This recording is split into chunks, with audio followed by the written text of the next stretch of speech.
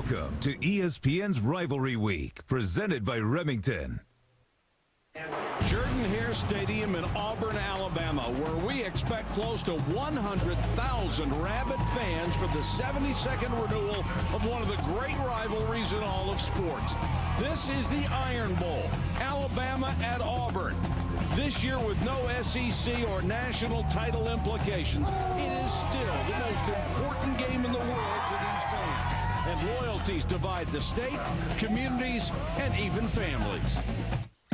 I'm Samantha Thompson, and I'm from Alabama. And I'm Chuck Thompson, and I'm from Auburn. War Eagle. I'm Brooks Lambert. I'm an Alabama graduate. I'm Sally Lambert, and I'm an Auburn graduate. We are a house divided. Samantha, when we were dating, I told you I've been loving Auburn a lot longer than I've been loving you. In 1948, we renewed the rivalry. You didn't show up. Pettis takes to the air. He shoots a beauty to Avenger at the 5, who goes on over to score. And Alabama wins this first game in the renewed football rivalry. Well, what about 1972? Punt, Bama, punt. Auburn going after it. Here's a good snap. It is blocked. It is blocked. It's caught on the run. It's caught on the run. He's going to score. David Wagner. 1985, the kick, Van Tiffen. There is the snap. The kick. It is in the air. It has drifted.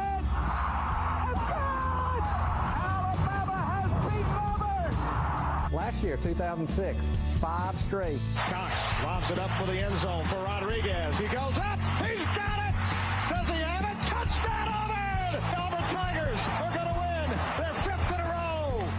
We are the Lambert family, and we are a house divided. We are the Thompsons, and it's a Saturday in Dixie. It's the Auburn Tigers, the Crimson Tide. Round here you gotta choose your side. 'Cause it's War Eagle, fly down the field, ever to conquer, never to yield. It's Ramble Tower, Yellow Hammer, give it hell, Alabama. 'Cause football is on.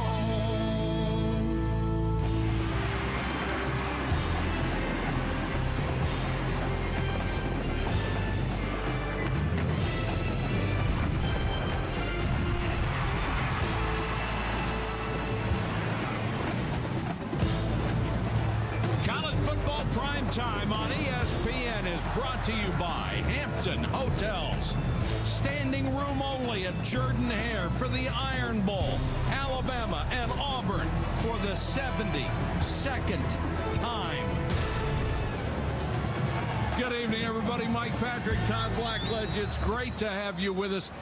The people in this state have been talking about this game for 365 days, and the second it's over, they'll be talking about next year. This game in Alabama still means everything. It's one of the great rivalries in all of college football, and there's a few things that set it apart, Mike. First of all, it's usually close. 16 of the last 19 decided by 10 points or less. The fan bases for these two schools are second to none in terms of passion for their teams. And then the fact that it's an in-state rivalry, familiarity among the players. These guys, some of them played against each other in high school, some played together in all-star games. All of that adds to the intensity of this game. You played in rivalry games when you were at Penn State against Pittsburgh. That was a big one every year. What's the emotion like in these games? Oh, it's sky high. I mean, you're jacked up before the game. You want that emotion. You want to feed off of it, but you also have to play under control, especially if you're a quarterback in a game like this. Sometimes, quite honestly, the best thing that can happen to you, get hit in the mouth early on, shake it off and say, all right, let's go play football. Getting hit in the mouth might happen tonight. Absolutely. At least a couple of times. Waiting on the teams to come out. Alabama in the midst of a 3-game losing streak, but they can solve everything with a win tonight. That's what their fans will remember under their first-year coach, Nick Saban. They are 6-5 coming in, a disappointment after they got started so well. A lot of people said, hey, Alabama is back, but Nick Saban knew that wasn't correct, that he still had a ways to go. But you know, with all the success he has had, he will make a difference with the Crimson Tide. And here comes Alabama to face a hostile crowd at Jordan Hare.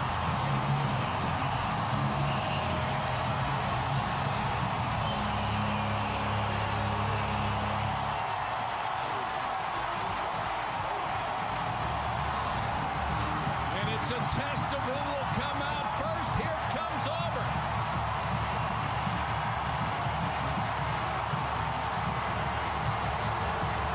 A little gamesmanship before we start. Huge rivalries tonight on ABC, ESPN, and ESPN2. The losers will hang their heads. The winners will celebrate.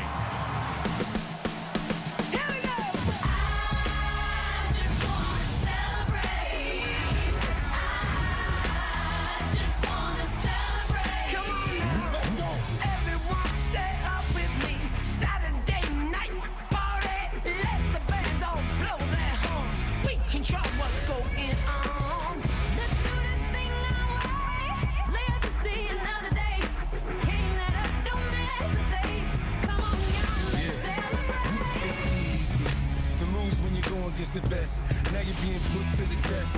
Welcome to the Terror Dome. Now you're on your own. We gon' see who regulates and who gets to celebrate.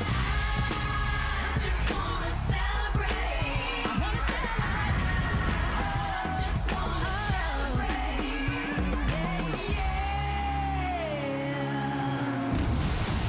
Taco traditions in the South in college football. This is the one that touches me the most. The War Eagle Nova, flying down on the field here for the Iron Bowl, the 72nd renewal of this series between Alabama and Auburn. 100,000 people in the stands here, millions more watching on television, and a lot of people watching from the 1203rd Engineering Battalion in Balad, Iraq. They are stationed out of Dothan, Alabama. And some are Bama fans and some are Tiger fans. Here's some of the things they'll be seeing tonight in Iraq. We'll take a look at some of the great memories from this storied rivalry. And is the Iron Bowl the best rivalry in college football? Todd will give us his best 5. And of course, the culinary tour will continue with Todd's Taste of the Town. First question that Nick Saban asked us when we interviewed him on the phone. Todd, where are you eating, buddy? Yeah. Did you patent that by any chance? No, unfortunately, I did not. It might have been a good idea. Auburn will kick to Alabama. Jonathan Lowe and DJ Hall are deep. Javier Arenas is out with an injury. He's their tremendous kick returner. And here comes Lowe. Up to the 25. Let's check in with Holly. Guys, you can't believe the emotions down here on the field. It is crazy, and it's been a big emotional lift for Alabama as they got back 5 players who were suspended for 4 games for the improper receipt of textbooks. Now, Coach Nick Saban told me before the game this gives them a huge boost because of the depth issues they've been having due to injury on the offensive line. Marlon Davis, Antoine Caldwell back and will be a big help. Perhaps most importantly, though, Glenn Coffey to give them depth at tailback because Terry Grant has been so banged up. And Holly, Coffey is out there right now. Coffey's going to start out the game. He's a bigger back at 6'2", 197, a little more powerful than Terry Grant or Jonathan Lowe or Roy Upchurch, other backs we might see tonight. Very important for Alabama to run the football with some success tonight. Out of the eye behind John Parker Wilson. Coffey. Big hole up the middle, and he pounds ahead to the 34 to tell us about that Alabama offense. Here's Alabama grad Brooks Lambert.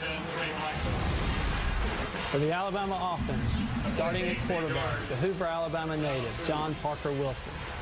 His favorite target is wide receiver DJ Hall, who owns 7 different records, including career receptions for the Crimson Tide.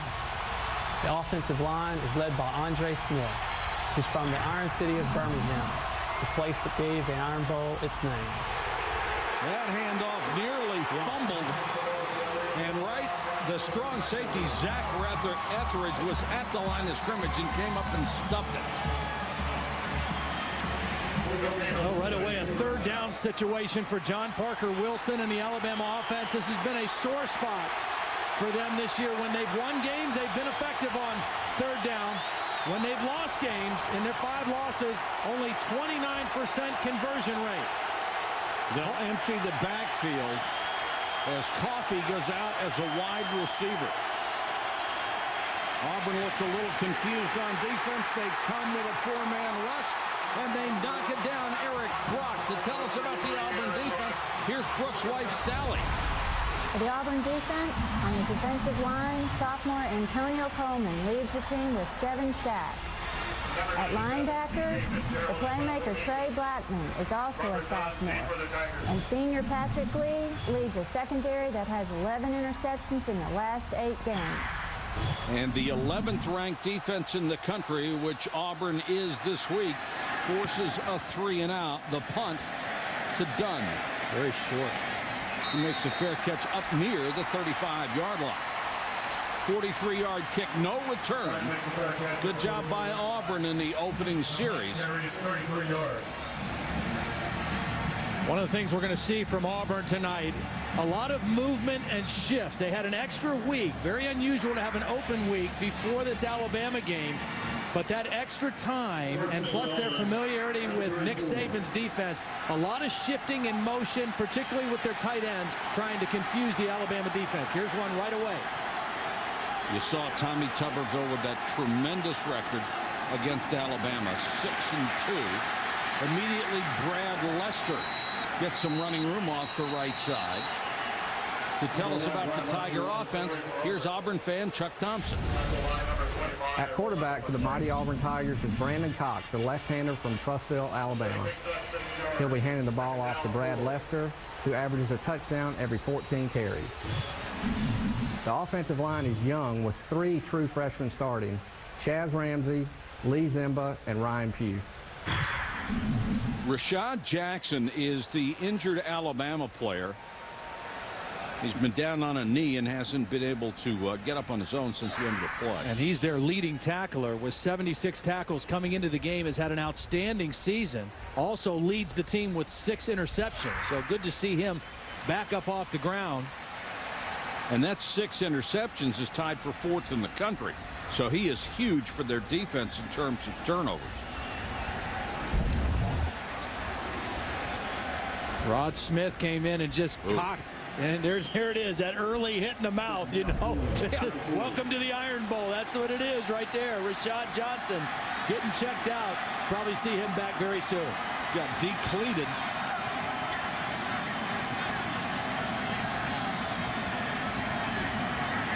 Cox changing the play. Lester wants the new play and the snap count. And he'll get it.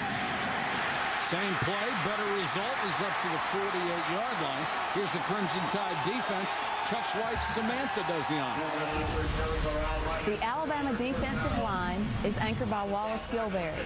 The senior leads the Tide with 9 sacks this season. For the linebackers, senior Darren Mustin had a career-high 14 tackles last week. And senior cornerback Simeon Castile is from Birmingham and playing in his 47th career game. Roll Tide, roll! They did a very good job with that, didn't they? They did. Cox out in the flat, Mario Fannin. This is what makes Auburn so effective, Todd. You pointed it out early in the season. If they could run just enough, then the play action works. Well, it helps everything. When you run the football effectively, it really helps your pass protection. And then it really helps Brandon Cox because the strength of his game as a quarterback is play action pass. He's a very good ball handler. He's a good, accurate, medium-range thrower. And all that works well when you're running the football with some success. Overall, Auburn isn't even in the top 100 in offense this year. It has been basically a run-oriented offense and a solid defense that's helped them to a 7-4 record. And this time, no dice, and that's down. Brad Lester was spun to the ground by Mustin, who just about spiked him. Darren Mustin, as we heard in the lineups, a career-high 14 tackles last week in that frustrating loss to Louisiana Monroe, but he has really played well all season. Just a real success story, a guy who was kind of a walk-on guy who kept working and has been one of the real leaders on this Alabama defense this season. Transferred from Middle Tennessee State and walked on, paid his own way to play football in Alabama. Cox, another good play fake. has a man wide open, but throws it to the point when Cole Bennett makes the catch and has to go to a knee. And Alabama was pretty lucky that time that he did slip down to the knee because he had some room in front of him. The misdirection on the bootleg. Second time Brandon Cox has had somebody open off of that misdirection. Again, you run the football with some success. Linebackers watch that run, and then tight ends come out the backside on the bootleg. It'll still be 3rd and long. Auburn in its opening possession. Doing some motion, something they haven't shown a lot this year, trying to cross up the Alabama defense. Cox straight back, plenty of time, unloads, and that's going to be oh so close to a first down. Look at the spot. They need to reach the 29-yard line. Looks like they're going to give them the 29.5. McClain and Mustin, the linebackers, made the tackle. Well, this is either go for it territory or long field goal. Yeah. Wes Byram's long this season, 49 yards. I think at home you go for it here. I think, yeah, I do. Your defense has been outstanding for the most part. Length of a football, they say. No sign of the punt team. You know, the problem sometimes with a long field goal like this, the opportunity to get a block increases the longer the field goal attempt is. I think this is a safer call for Tommy Tuberville right here, quite honestly. Hollywood also tells us it is very windy on the field. We can see the streamers on top of the uprights have the wind at Auburn's back. And Casey Cox, the quarterback keeper, no problem. Right behind his leader, the center, Jason Bosley, the leader of this very young Auburn offensive line. He's a junior, but there are 3 true freshmen starting on that offensive line. Now, at this point in the season, they're not freshmen anymore because they've been playing almost the whole year, and they played very well. But Jason Bosley is kind of the glue that holds that offensive line together, and Cox ran right over his backside that time for the first down. Bosley said, in this state, you are remembered for what you do in the Iron Bowl. That's it. Lester. Nice cut. Castile has him around the ankles, but can't stop him until he picks up nearly 9 yards. Tyrone Green with a good block. Andrew McCain with a good block on the pull. Nice job by Lester reading the holes. Good blocking by the wide receivers for Auburn. They're bringing them back inside against the linebackers, working downfield, and Lester, probably the most explosive of the Auburn trio of tailbacks that we'll see tonight. Now Alabama temporarily at least losing another defender, Ezekiel Knight, the strong side linebacker, limping off. One thing about Lester, he missed the first half of the season. He was an academic suspension. Finally got that in order, and he has been a big part of this offense. Who knows what they might have been able to do had he been able to play the entire year. Ben Tate is in as the new running back. And Tate will get a carry, hitting the backfield, spins off a tackle. Mustin had him in the backfield, couldn't control him. Let's take a look at tonight's X Factor, presented by Dell. Well, in this ball game for Alabama, I think they need to win the running game. And right now Auburn is holding that edge. But the winner of this game the last 8 times has rushed for the most yards. For Auburn, they must win turnovers. When they have lost games this year, they have been horrible in the turnover margin. When they win games, they take care of the football. It's a very simple formula for the Auburn Tigers. Tate now left alone, 7 yards behind center is the tailback, and he'll get the toss. They like something on the right side. They've run there frequently. And Todd, you mentioned this is such a physical game every year between these two teams. It'll be the most physical game they play. So if you win the running game, that falls right in line. Yeah, and one of the reasons Auburn is having success early on running it is because they're doing a lot of this shifts of the tight end and motion. Why are they doing that? It's something they've done in the past, but not as much this year. It's because with Will Muschamp being the defensive coordinator who used to be with Nick Saban, they've been able to lean on him and understand Alabama's defense. And Alabama's defense defense is predicated on where the tight end lines up. That's how they set their defense and set all their checks on the defensive side. Therefore, more motion tonight. Cox draw play to Tate inside the 5. Dragging tacklers with him. Tate still on his feet. That'll be 1st and goal, Tigers.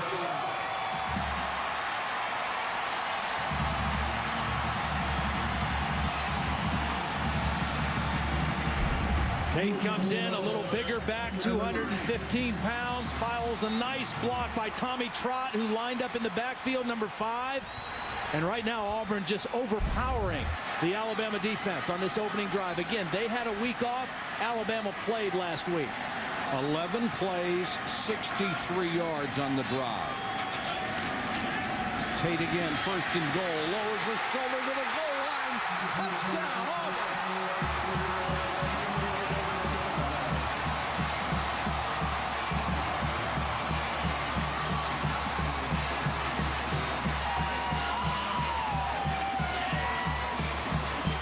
Distraction at 4 a.m. and a rock for the Auburn fans.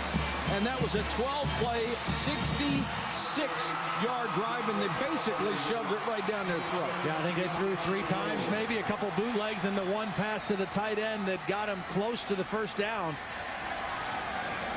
West Byron for the point after. And Auburn at home in front of 100,000 is on top 7-0 first quarter. ESPN's College Football Primetime is available on ESPN HD, presented by Pioneer Kuro HD TV.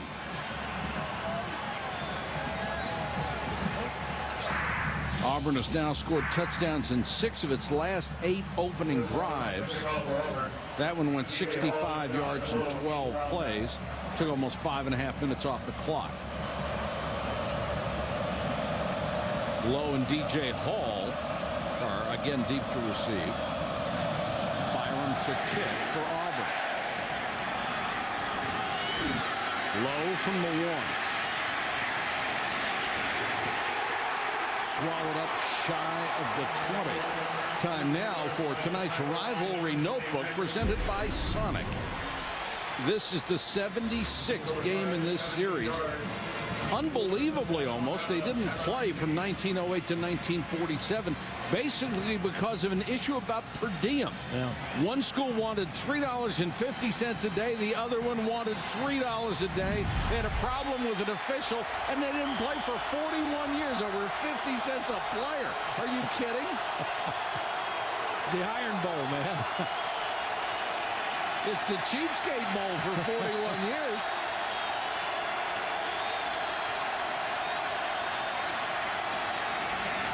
How does Alabama respond? They want to grind out a few first downs themselves. Well, they respond, first of all, with a 5-yard penalty because they were not set in a proper formation.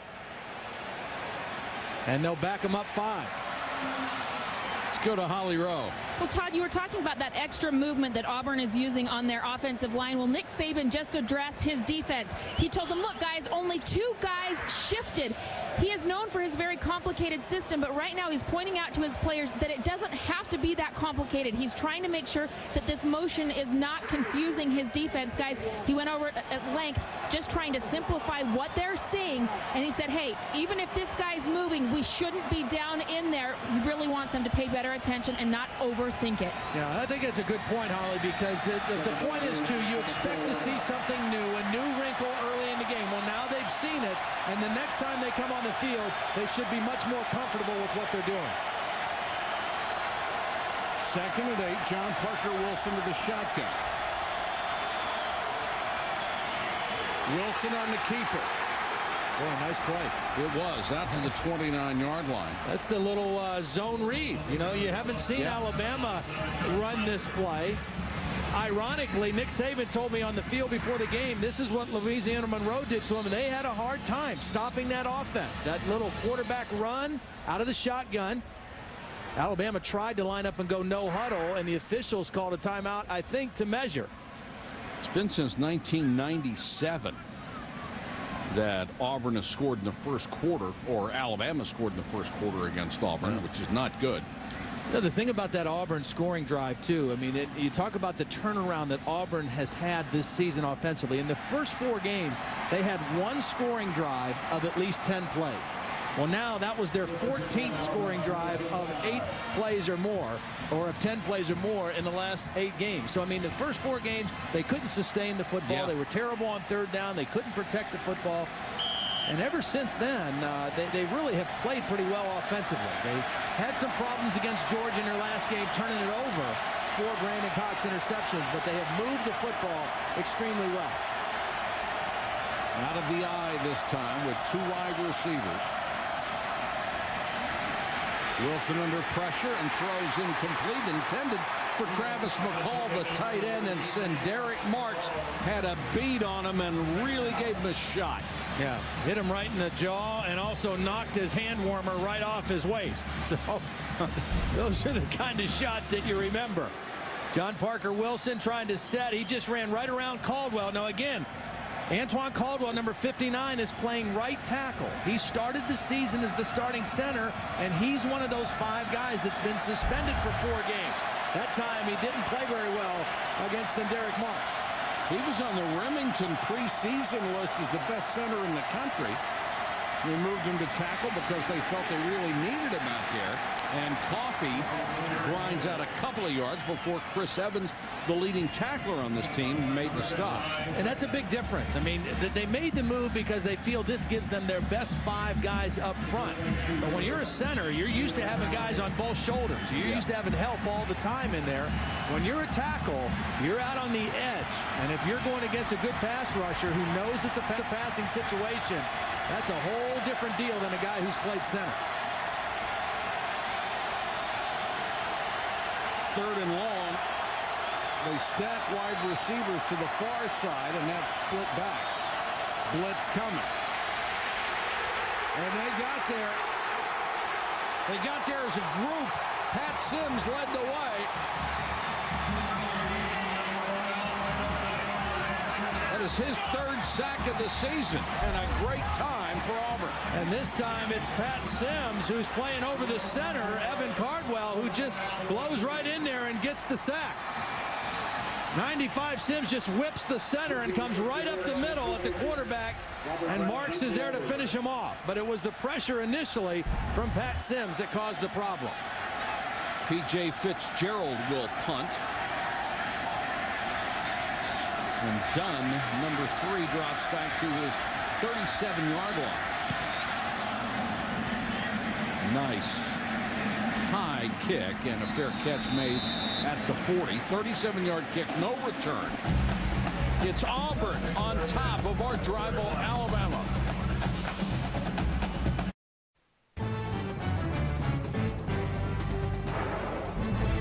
ESPN's College Football Primetime is presented by Hampton Hotels. At Hampton, we love having you here.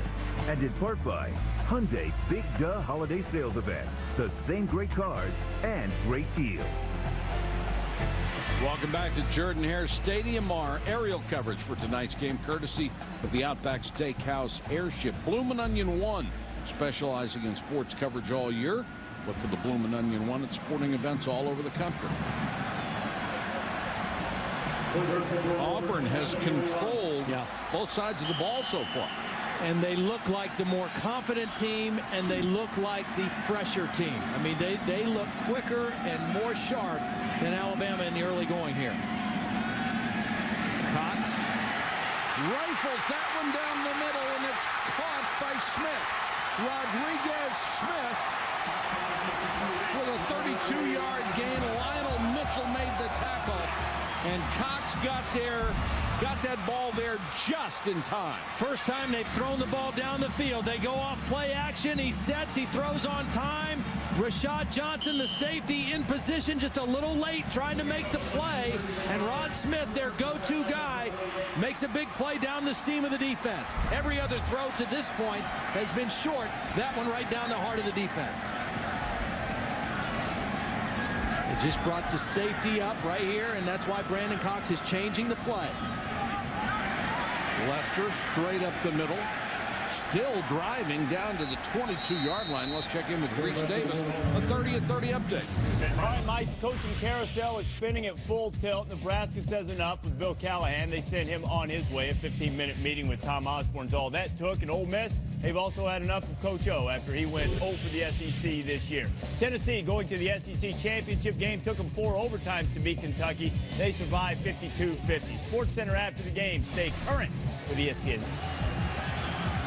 All right, Reese, thanks very much. Auburn, 2nd and 5, driving again against Alabama. Lester near the 20.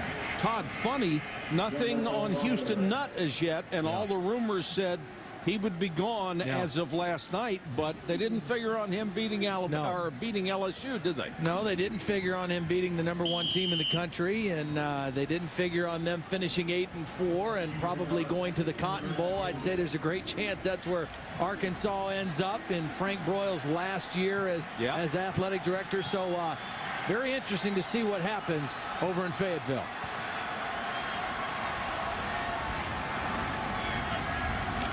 Third down, about 3. Cox, good protection. Throws. That ball was nearly picked off by Castile. Simeon Castillo is one of those corners who just has great ball instincts. He makes big plays. He's a guy who gets picks. He forces fumbles. He strips balls because he's a football player who has great instincts. Of course, his father, Jeremiah, was an All-American cornerback for Bear Bryant at Alabama. Great player for the Broncos. And he has those same kind of instincts around the ball. That'll bring on Wes Bynum for the field goal try at 37 yards.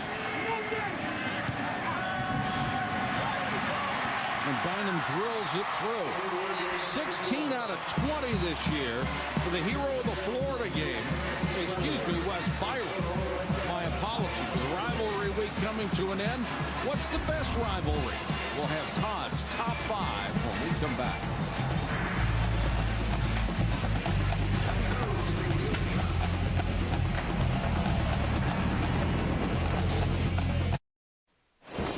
ESPN salutes the Southeastern Conference. 75 years of excellence in collegiate athletics.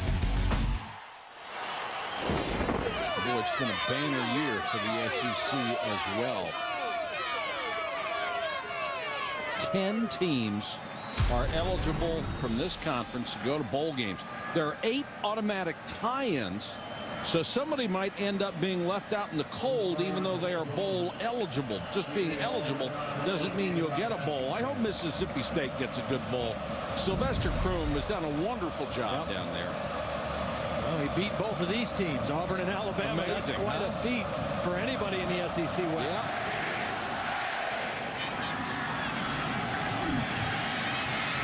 Jonathan Lowe got a seam. Lowe up to the 47-yard line. Well, that's what Alabama needed, too, because one area that's been a real Achilles heel for Auburn this year, as good as their defense have been, their kickoff coverage has not been very good.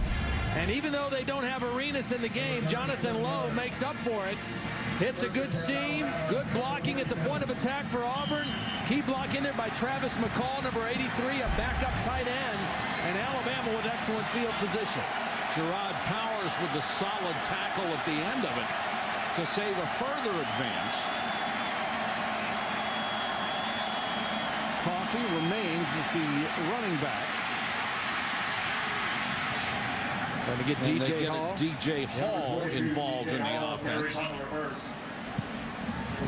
Hall's been a tremendous receiver, but they haven't thrown the ball that well, so any opportunity to get DJ Hall the ball is a good one. Well, you want to get him involved early because he is definitely a difference maker on your football team. He was suspended for the first half of the game last week against Louisiana Monroe, played in the second half, but he has had a monster season, 60 catches and 6 touchdowns.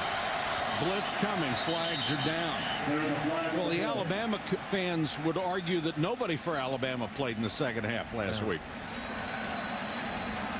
And it looked like it was Cardwell who moved early. Prior to the snap, false start, 78. Offense, 5-yard penalty, remain second down. And to say Mike Johnson 78 instead of Cardwell 70. Those are costly penalties, too. You have second and short. You've got a lot of options, and now you're back at 2nd and 8. You just can't afford, when you're on a 3-game losing streak, even though you've not been penalized very much, can't afford those tonight. Coffee got a good block, but that was a solid defensive play by Antonio Coleman, who's been a real find for them. Let's go to Holly Rowe. Well, guys, this offensive line for Alabama is very different than what we saw early in the year against Arkansas and Georgia. They are discombobulated. They're just not firing on all cylinders and playing as a unit. Andre Smith, the left tackle, is the only guy who has started at the same position every game this year. And poor Antoine Caldwell, he's started at 4 different positions now. Guys, they just don't have that continuity that you like to see on an offensive line right now. Yeah, Caldwell looks different to me at right tackle. He looks like he is not sure where he's supposed to go. 3rd and 3, pressure coming. And the pass is overthrown, intended for Hall. Flag is down. Wilhite had the coverage, and Wilhite upset because he thinks they're going to call interference on him.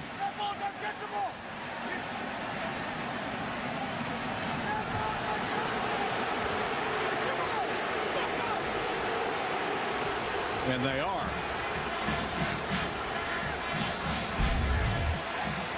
Well, there was definitely pushing and shoving, and DJ Hall is probably going to get the benefit of that. It was a catchable pass, but kind of an iffy call.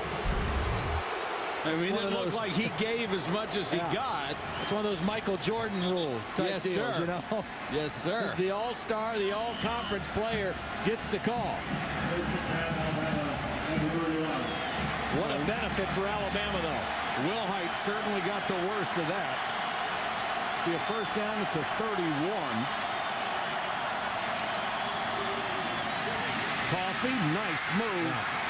And Coffey's down to the 24-yard line, gain of 7 before middle linebacker Troy Blackman can bring him down. I think for Alabama, the best place to run the football is going to be to that left side behind big Andre Smith. As Holly said, he's the only guy who started every game at the same position, and he is their best offensive lineman. He's just a sophomore, but at 6'5", 340 pounds, very athletic, very light on his feet. And Marlon Davis, the left guard, had been a starter at that position before he was suspended. Coffee. And certainly he appears that he's going to get the bulk of the carries. And although he doesn't look a lot bigger than the other guys in the backfield, he certainly seems to run bigger. Yeah, he does. He runs with his pad level a little bit lower, initiates a little more contact. And that's what you need in a game like this, because this is a physical football game. And the better that Alabama can run, the better their pass protection will be for John Parker Wilson. You know, I was here, this is my 4th Iron Bowl that I've broadcasted, and I was here 2 years ago when Brody Croyle was the quarterback for Alabama, and Auburn sacked him a school record 11 times.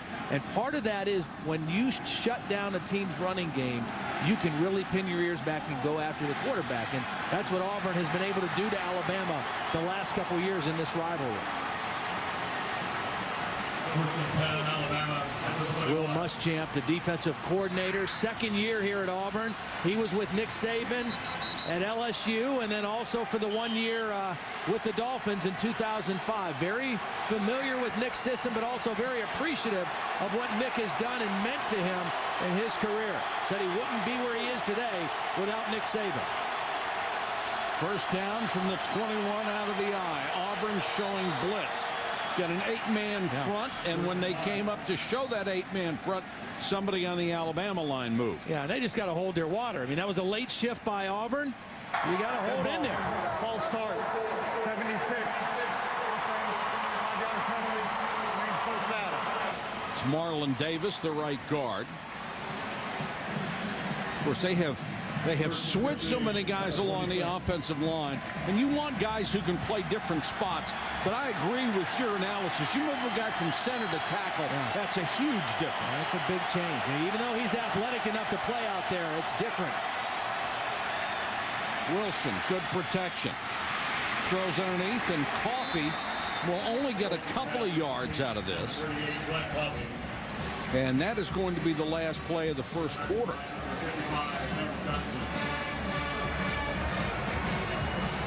Well, they've enjoyed it so far. The Auburn fans seeing their club up 10-0.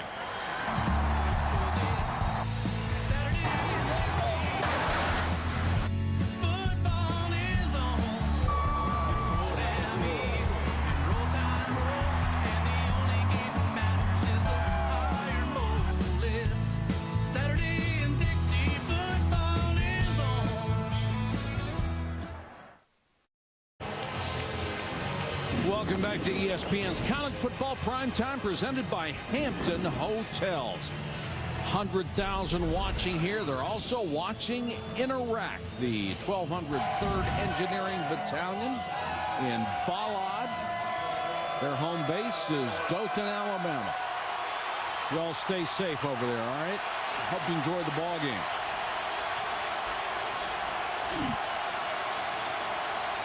John Parker Wilson out of the shotgun. Coffee on the delay. Nowhere to go, down to the 20. Why is it so important that Alabama can run the football? I'll tell you why. Because Auburn loves to play a defense where they're going to show a cover 2 shell defense all the time with 2 safeties. And as long as they can continue to do that and keep 2 safeties deep, then that is going to allow them to play combination coverages on the passing game of Alabama. They must force one of these 2 safeties right here or right here to come up and play closer to the line of scrimmage. Now, they're not on this 3rd and 8, but on rundowns, they've got to get them up closer. Empty backfield. Blitz coming. John Parker Wilson runs away from pressure. Lost the ball. No official signal as yet. John Parker Wilson was the first guy who had a shot at it after Pat Sims had a shot at him. And last year in the ball game in Tuscaloosa, it was 2 fumbles by John Parker Wilson caused by Quentin Groves on sacks that led to 2 early touchdowns for Auburn. This time Sims chasing the play from behind. Great hustle play by Sims. Knocked the ball loose, but Alabama not only gets it back, they get a first down out of it. And the fumble resulted in a first down. He was at least a yard shy of the necessary distance.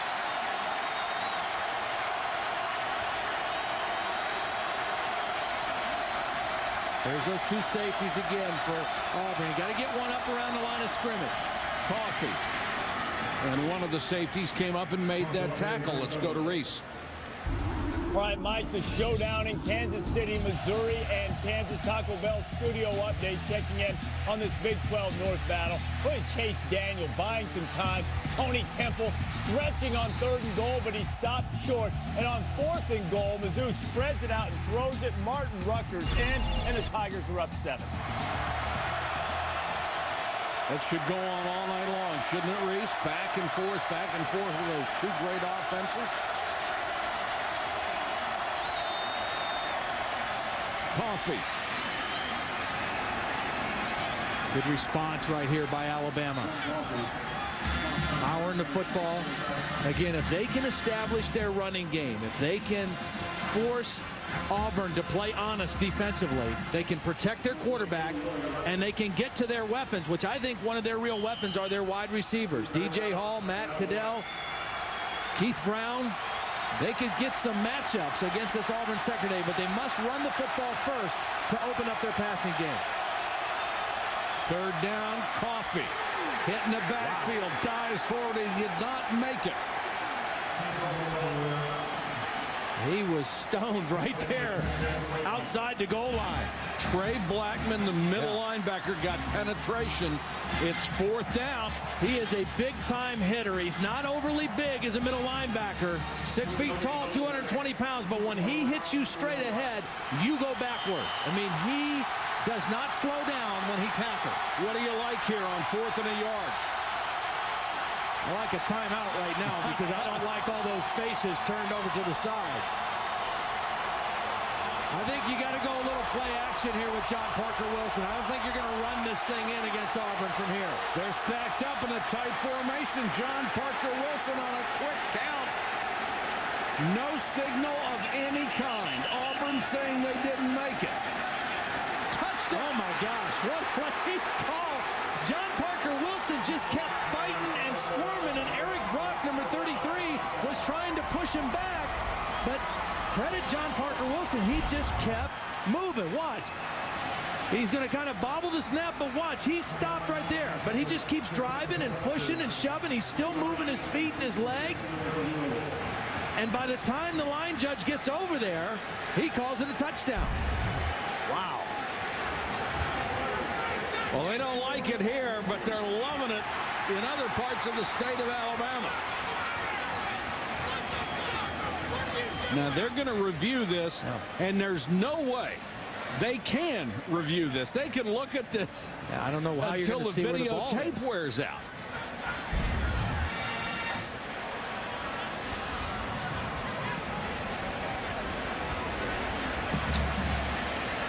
Well, John Parker Wilson is number 14. You can just see the back of his jersey. Now, here come the linesmen. The umpire is right in front of the play. He's got the best view of the whole thing. See, I thought I saw John Parker Wilson's head over the plane of the end zone, but I didn't see the ball. Well, they see it halfway around the world. They make a better call. Well, I'll tell you what, it's kind of dangerous going on a quick count down at the goal line, too. And they got enough of a push. They ran behind B.J. Stabler, the right guard.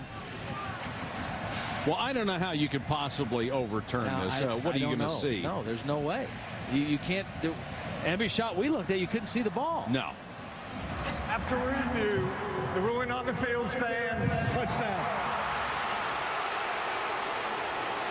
So Alabama with a huge drive to get back in this game, and a huge play on 4th and 1. They get it in. A sly smile on the face of Tommy Tuberville. And remember the snap. He barely got the snap clean, and then just kept pushing and shoving. And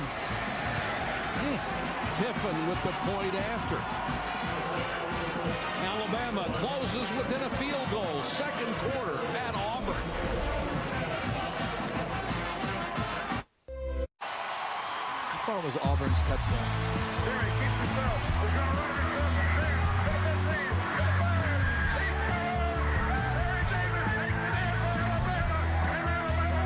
That 1971 game marked the only time these two great programs ever faced each other when they were undefeated and untied. And here are the longest streaks in the Iron Bowl series. Alabama with Bear Bryant won 9 in a row. Auburn has twice won 5 in a row, including the current streak. If they get the win tonight, it would be 6 in a row for Tommy Tuberville, and that would be number 1 all-time for the Tigers. Yeah, that 9 in a row streak from Alabama was broken 25 years ago in 1982, the Bo Jackson over-the-top game. Mario Fannin on the return for Auburn. Stumbles across the 20. Let's go to Holly. Well, guys, believe it or not, there is a group of people who have been to every single Iron Bowl since it was resumed back in 1948. One of them, Alabama fan Dick Coffey. He is attending tonight his 712th consecutive Alabama football game. Earlier this year, we talked to him before the Arkansas game, and he'd actually had to go to the hospital and have his heart shocked to get the defibrillator going. That wasn't going to stop him. He got right back in, came in, went to the game, and hasn't missed one since, guys. That's like 60 years of football. Great. You haven't missed it. That's great. Come on, I need a new battery for my defibrillator so I can go to the game. Ben Tate with a nice run out near midfield, 28 yards. That'll get your heart started. Well, Tommy Trott, number 5, is doing a great job blocking. The tight end just turns his man out, opens up a nice seam for Ben Tate, and a loss of contain by the Alabama defense on the perimeter. Bad leverage by the Alabama defense, but credit Tommy Trott with a huge block on the edge. Both of these teams want to run the football, and they both need to. Draw play, Tate again. Mustin was there along with McClain. Here's Reese. All right, Mike, Missouri and Kansas again on ABC. Border showdown. Todd Reesing had Kansas on the move, down 7-0, firing it to Kerry Meyer. Backup quarterback and part-time wide receiver for the Jayhawks. And now Reesing firing into the end zone, and a terrific interception by William Moore snuffs out the threat. Missouri still leading by 7. All right, Todd, one of those teams will be first or second in the nation by the time the evening is over. West Virginia should occupy the other spot.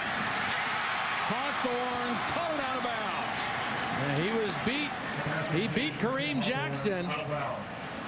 But Brandon Cox just a little bit too much to the sideline, and Hawthorne not able to come down with a foot in bounds.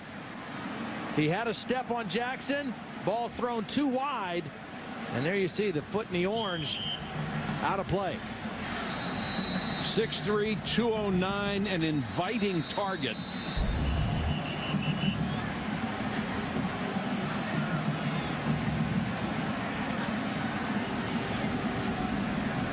And there is a flag down on the play near the 40-yard line. Against the Alabama bench, that is their first warning.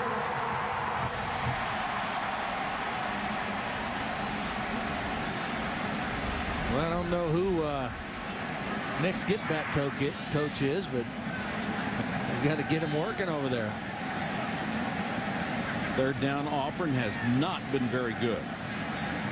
And you find most teams that need to run the ball are not very good on 3rd and long. They're 0 for 2 tonight. Alabama shows blitz.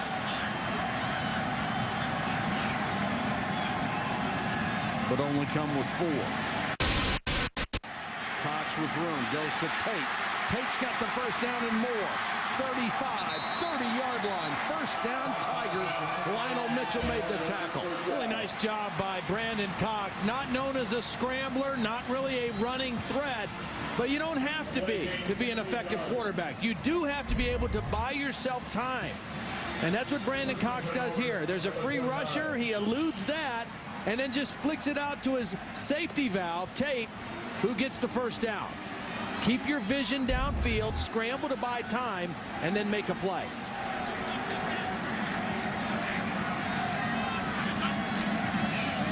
Tate again. 3 yards and then push back. Let's go to Holly.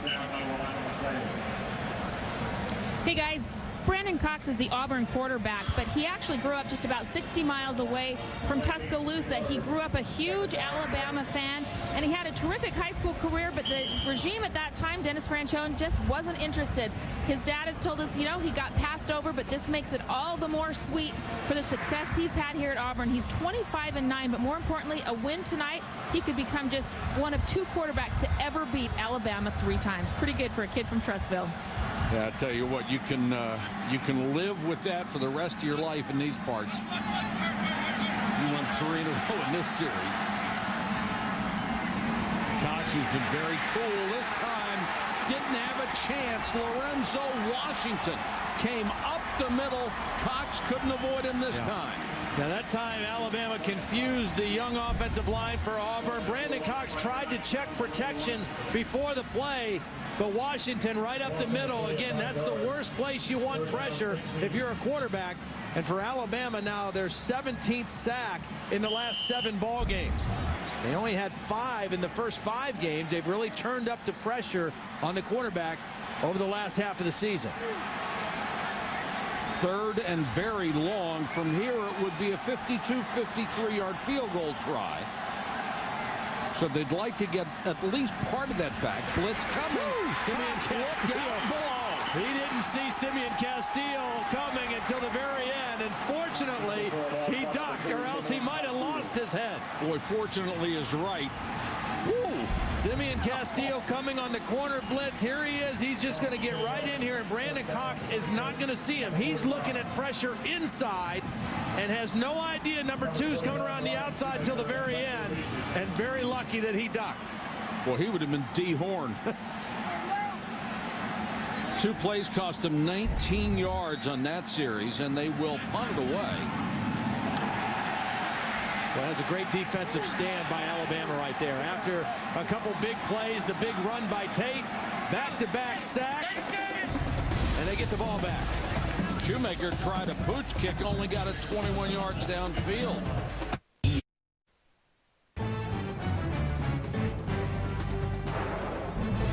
ESPN's College Football Primetime, brought to you by Saturn. With 5 totally new models, it's just something to rethink about. Saturn. And Clean Exchange, the only electric shaver with a disposable head. Clean Exchange, new from Remington. These great aerial shots tonight, courtesy of our friends at Outback Steakhouse. Travel throughout the country for sporting events all year. Roy Upchurch is now the new tailback for Alabama, giving Glenn Coffey a break. With Coffey out, he and Lowe got a lot of playing time. And John Parker Wilson wants to throw on first down, and it's dropped by his tight end, Nick Walker. We talked earlier about your rivalries. What are your top 5? Who do you like? Well, I'll tell you, I start with Georgia, Florida, which is a game I did many years. It has a bowl atmosphere, both sides with equal tickets. Oklahoma, Texas, the same way. Ohio State, Michigan, the great traditional rivalry in the Northeast. And then Alabama, Auburn. This rivalry, I think, is terrific. The best one to me, Army-Navy, is spectacular. The march on by both military groups is phenomenal to be a part of. I thought you had a great suggestion when we were talking about it earlier today, that it should be separate and apart from all the other games. It ought to be played on a separate weekend because it gets lost in the shuffle anymore. You know, it used to be there were no conference championship games. There was no championship Saturday, and the Army-Navy game was that last game and deserved to have that kind of stage. It doesn't have it anymore. I think it should. And when it meant something, when they were both good, there wasn't anything like that. 3rd and about 5. Blitz coming. John Parker Wilson hangs in there and throws too high for Hall. He was over the middle but was surrounded by Auburn defenders. Got a little antsy that time. John Parker Wilson was backpedaling. He didn't have to. Again, with the offensive line suspensions, their protection has been a little shaky the last few weeks. And the quarterback sometimes loses his trust in that protection. That's what that looked like right there. John Parker didn't think he was going to be protected. Backpedaled and kind of hurried that throw. Did you ever lose your trust? Yeah, it happens. How about teeth? No. Lost some skin on my chin, but wow. A lot of pressure. They run into him. There's a flag. Yeah. Now, is it running into or roughing? It's about 5 yards. I think that's roughing. That's personal foul. I mean, they drilled him. Mario Fannin looked to be the first guy there. Had a lot of company. Yeah. Well, we've seen a couple Auburn penalties really bail Alabama out. The pass interference kept a drive going. Yep. And now this one is going to give Alabama the football back. I mean, they were in there in good position. Personal foul. Watching the kicker on the defense. 15-yard penalty on the And when you rush the punter, that's Eddie Grand, the special teams coach. You go for a spot where the ball's coming off the foot, not for the kicker himself. They come up the middle, and they just hit the leg of the punter. It was Mario Fannin. Yeah. His chest will hit the foot of Fitzgerald, and Fitzgerald does what punters do. He goes down like he was hit with a truck. Draw play, Upchurch. Well, that's a hard run, straight ahead. Ran over Bo Harris, who hung on to make the tackle. Talking to some of the Alabama coaches, Major Applewhite down on the field before the game, they really felt like if we can run the football and force Auburn to bring one of those safeties up to the line of scrimmage, then we can have an advantage throwing the football, because they do a great job of disguising their coverages all out of a two-safety look. There's Major right there, the youngest coordinator in college football at age 29. Upchurch, very close to the sticks. Chris Evans on the tackle. I think Alabama has settled into this game. I think early on they did not look settled. Auburn went right down the field on their opening possession and scored. Alabama looked a little confused, a little tired, but they've got a new energy, and they look settled into the football game right now. Let's check in with Holly.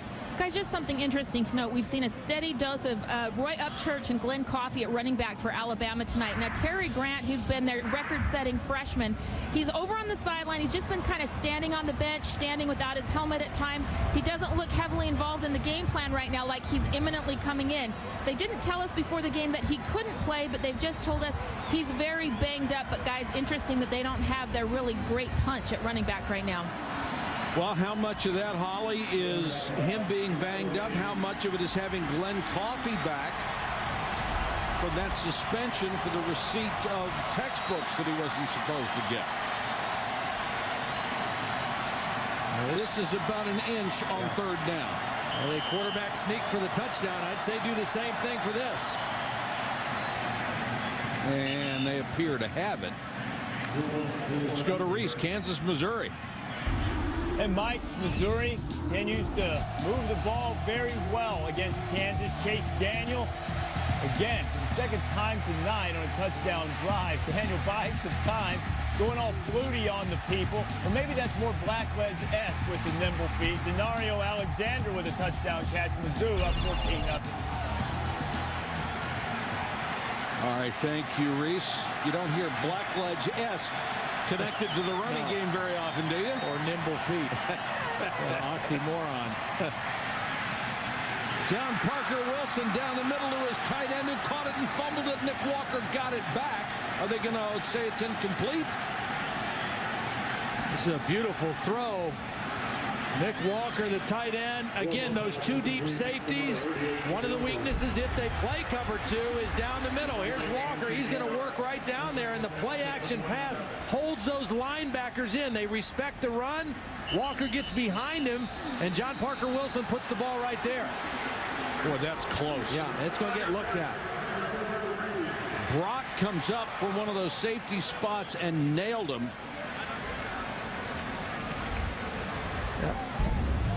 Well, there is some question of whether the ball stayed on his foot. Remember, in college football, if the ball touches the ground, whether the player has control of it or not. Yeah, did it hit the ground or his foot?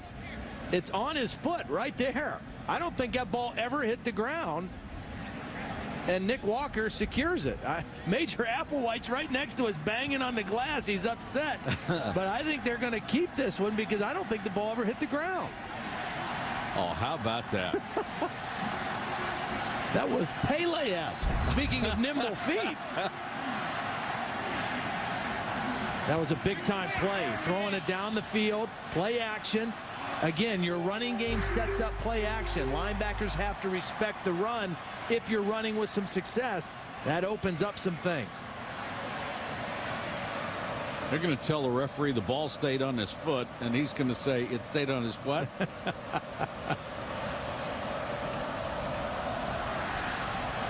Some catch by Nick Walker.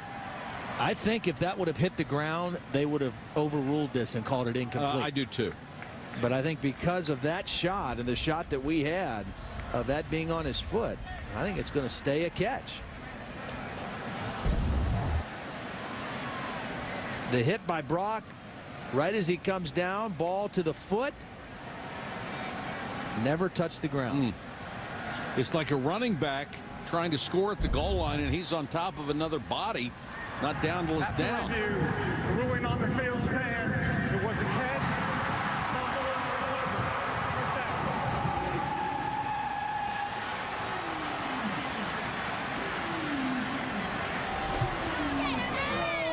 So a huge play by Walker there to concentrate that much and go get the ball off the top of his shoe.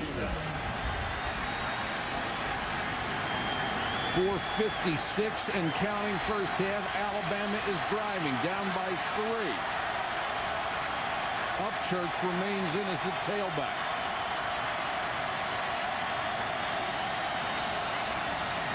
He'll get the carry and picks up maybe 2.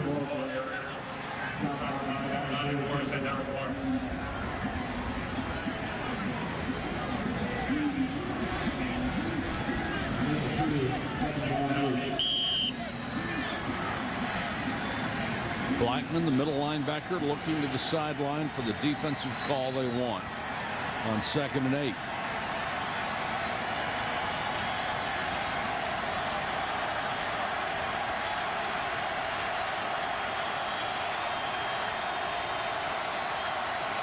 Empty backfield. Turns into 4 wide receivers. Blitz on John Parker Wilson, and down he goes. Eric Brock came in to mess up the timing on the play. Brock couldn't make the tackle, but he set it up. Well, and again, I think Antoine Caldwell, Brock's going to come from here. Watch Antoine Caldwell get lost in here at right tackle. I think he's still kind of uncomfortable where he's supposed to be. He goes all the way inside, and nobody stays outside for the outside rusher. It was not a full-blown blitz. It was a zone blitz, and somebody should have picked up Eric Brock. Pat Sims gets credit for the tackle and the sack. He has 1.5 on the night. He only had 2 all year coming in. 3rd and a mile.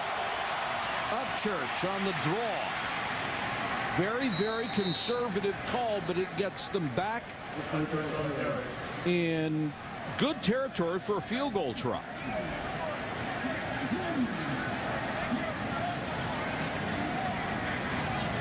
Nick Saban talking to his quarterback. I think Joe Pendry, the offensive line coach for Alabama, who is an excellent line coach, has been in coaching for over 40 years. He's going to have to sit down with Antoine Caldwell at halftime and just get him settled down a little bit. 44-yard try for Tiffin. Plenty of leg, but it's wide. Tiffin had made 9 in a row before last week when he had one blocked. That one with the win from 44 yards wide left. And Alabama can't convert on that drive. They're still down by 3. In America is high school football. Nobody beats us. We've got to get the first down. Starting November 29th on ESPN2, high school football is all business. Keep your focus on the field.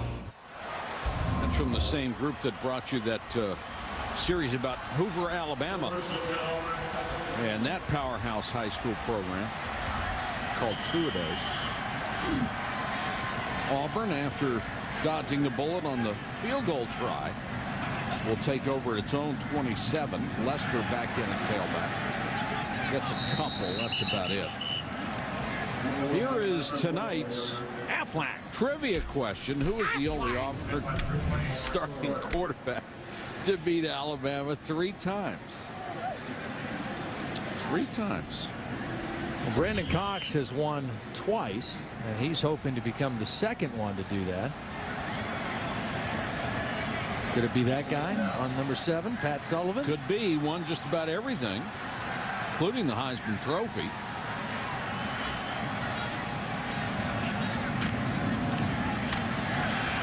Lester again. You know, Brandon Cox, it's interesting because last year in the game against Alabama, he was, numbers-wise, not very good. 6 of 14, 137 yards. He had a couple of interceptions, but he did throw a 23-yard touchdown pass that gave Alabama the lead for good. They ended up winning the game 22-15. You mean Auburn? Auburn, yes, thank you. And he said, you know, it was one of the career highlights was that touchdown pass last year against Alabama. Nobody on this roster has lost to the Crimson Tide. And it's remarkable in this series that anybody can make that kind of statement.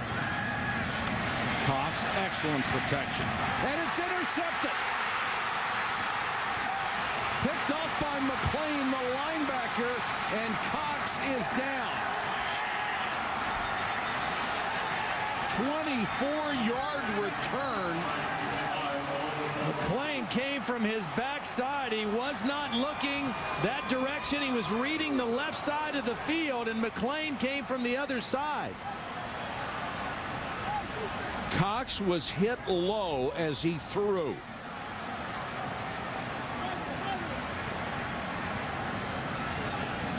And this crowd is stunned.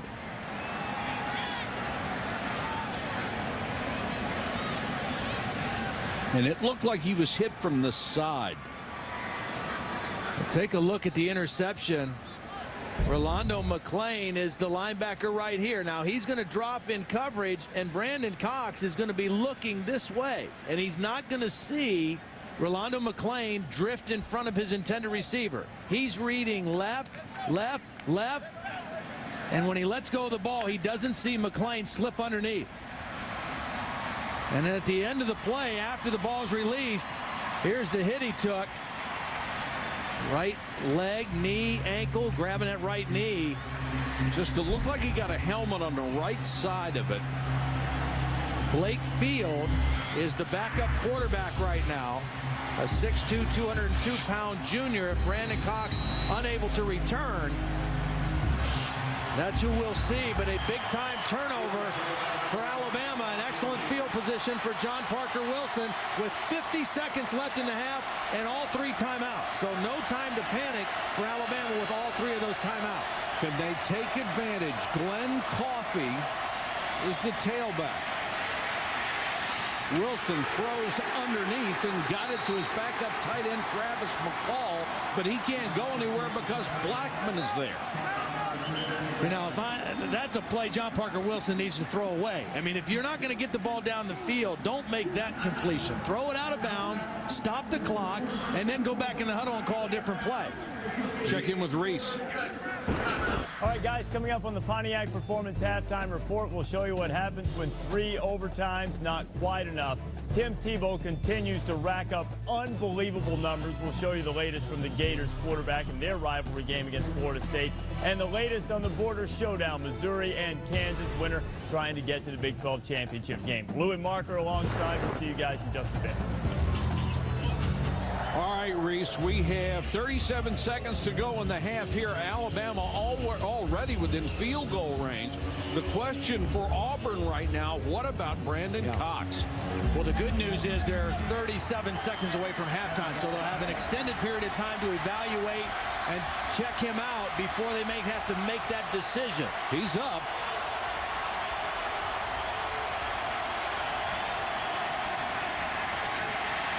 John Parker Wilson flushed out of the pocket on the run, throws. And the tight end down at the 11-yard line, Nick Walker, gang tackled there with 24 seconds to go, and they call a timeout. We'll be back to Auburn in just a moment. I believe that this is a practical world and that I can count only on what I earn. Therefore, I believe in work, hard work. I believe in honesty and truthfulness. I believe in a sound mind and a sound body and a spirit that is not afraid. I believe in obedience to law because it protects the rights of all. I believe in my country because it is a land of freedom. And because Auburn men and women believe in these things. John Parker Wilson will throw from the end zone. Hall tipped it up in the air, and it's intercepted by Gerard Powers.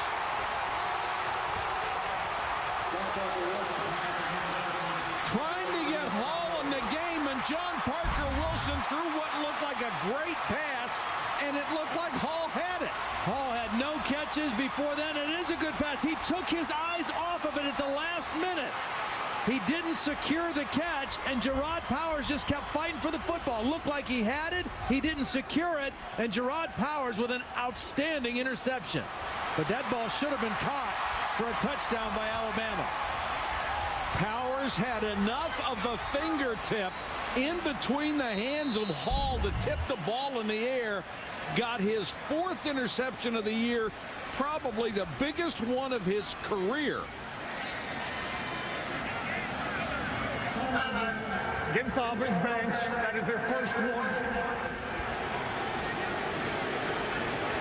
All right, here's the answer to tonight's trivia question. Who's the only Auburn starting quarterback to beat Alabama 3 times? The answer, easier than you might think.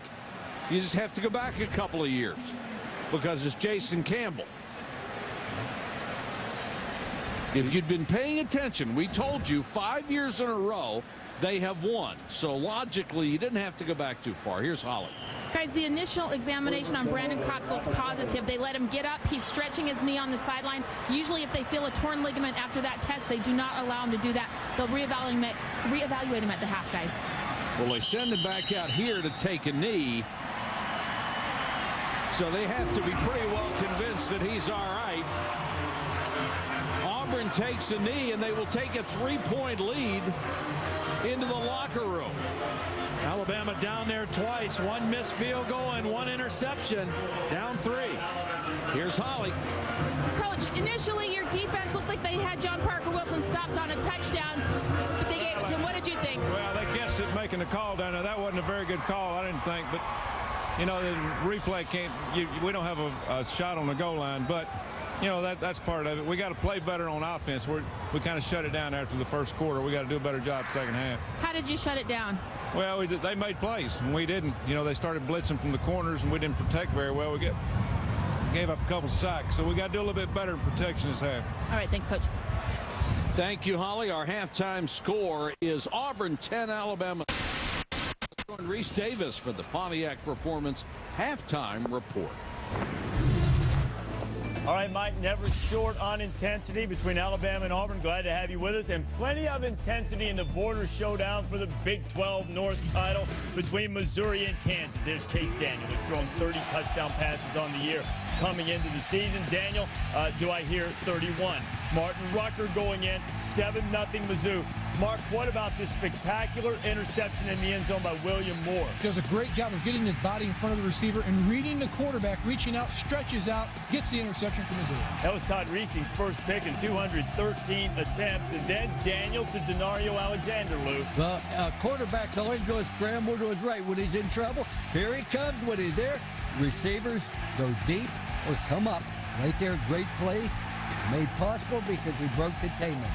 Deep receivers come up, short receivers go deep. That's it. That's it. Well, that's the rule. Quarterback scramble. It's a windy night in Kansas City, and Scott Webb goes postal on the 33-yard field goal attempt in Kansas. The Fighting Manginos still held off the board, and Webb trying it a second time, and oh boy, it looked as if the wind just grabbed that when he yanked it left.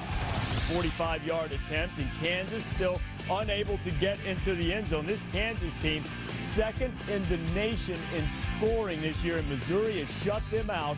Just a minute and 13 seconds to go before halftime in Arrowhead Stadium. That game is on ABC. Big East Championship game de facto between West Virginia and UConn. Winner would represent the conference in the BCS. Steve Slayton going 31 yards, Lou. Oh, just a fine block and play there. They just have so much weapons there at the skill position. Hey, they rushed for over 400 yards in the second half, Mark. Are they number one in the nation when the new poll comes out? Yes, they are. In my book, they're number one, and they're the favorite to win the national championship. 66 points West Virginia put on UConn. They still have the backyard brawl, but they are going to go to a BCS game, maybe the BCS game. We'll sort everything out for you. You've seen Pat White put on a big-time show. Georgia had an in-state battle against Georgia Tech, and Tennessee had to work overtime and then some to try to get to the SEC title, and more Tebow. The Pontiac Performance Halftime Report is powered by Pontiac, the official performance machines of the NCAA.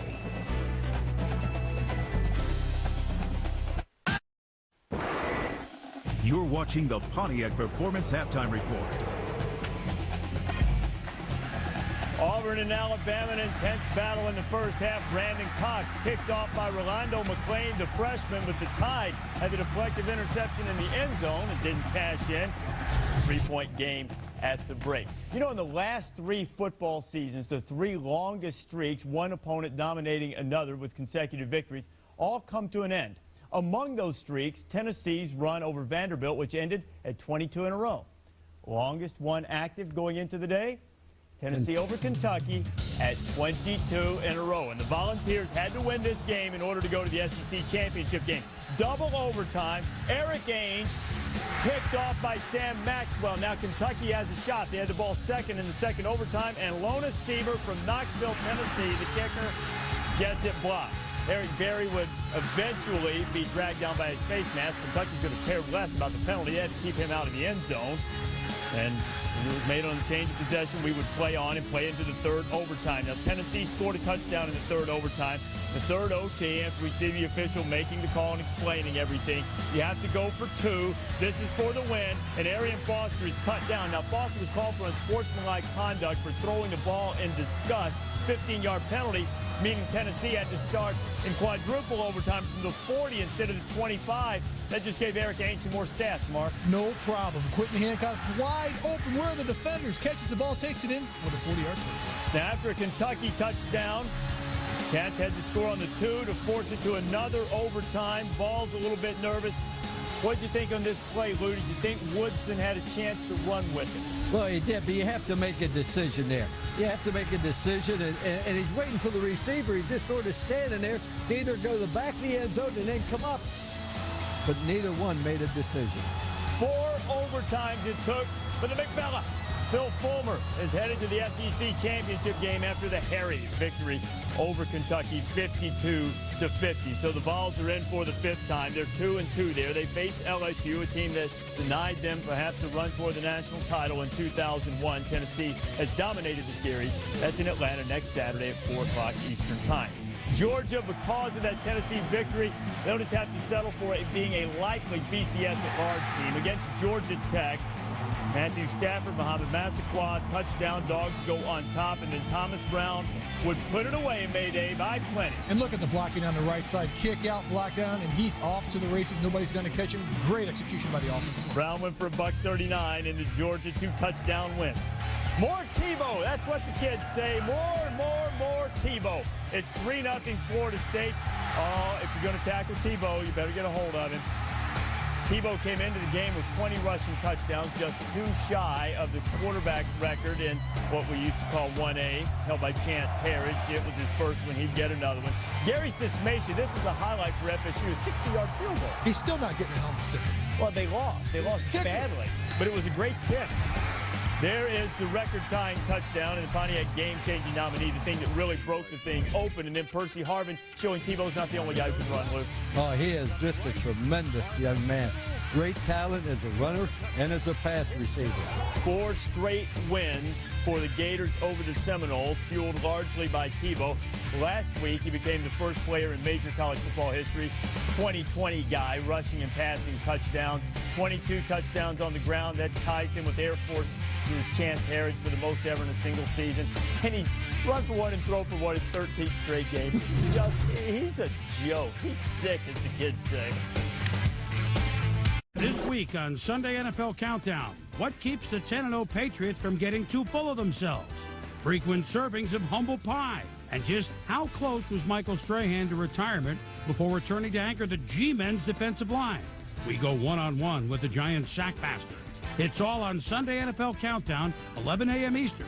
Now to the Monday Night Booth and Mike Tirico. Chris, thanks. The big news around the Steeler-Dolphin game is the former Heisman Trophy winner, Ricky Williams, who was suspended by the NFL for violating the league drug policy, been out of football for quite some time, reinstated last week, practiced this week. Because of injuries, Ron, we may see him on Monday night against Pittsburgh. What could we expect? I expect very little out of Ricky Williams. He hasn't played in a National Football League game in 22 months. He's been practicing with the Miami Dolphins for about a week. John Beck, the quarterback for the Dolphins, now is getting his second start in the National Football League against a very complex and sophisticated Steeler defense. With Ricky Williams in the backfield, I'd be concerned about his blocking as well. Not the concerns Ben Roethlisberger of the Steelers has. Absolutely not. Last year, Ben Roethlisberger had a famous motorcycle accident, had an appendectomy, had a concussion, and had a terrible year. Threw 23 interceptions, the worst number in the entire league.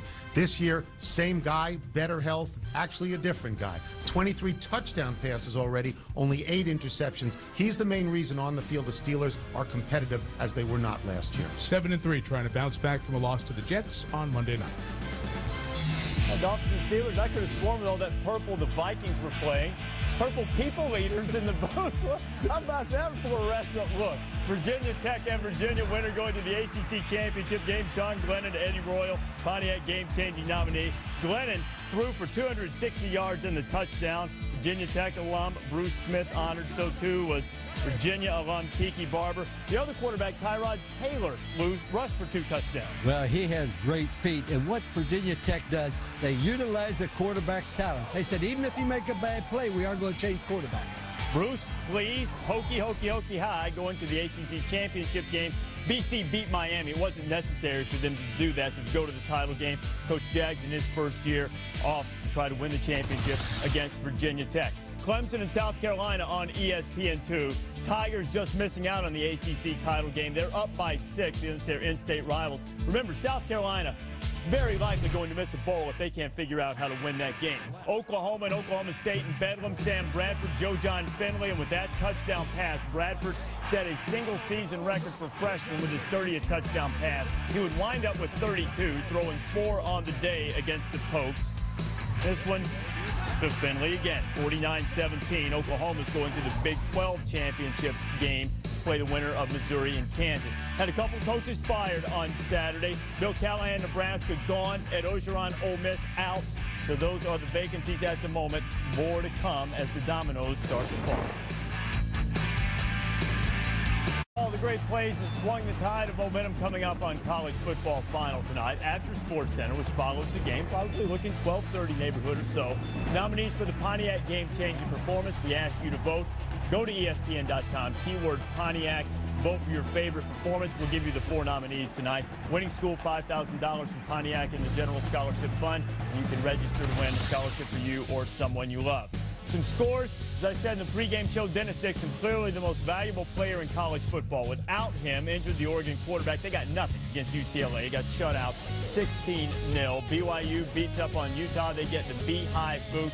Vanderbilt not being able to come bowl eligible, 31-17. Wake Forest the winner there. And Cincinnati and Syracuse locked in a battle on ESPNU, 35-24. Bearcats have the lead. Not far away from the second half in Auburn. The Pontiac Performance Halftime Report is powered by Pontiac. Watch this season's best Pontiac game-changing performances at ESPN.com. Keyword Pontiac.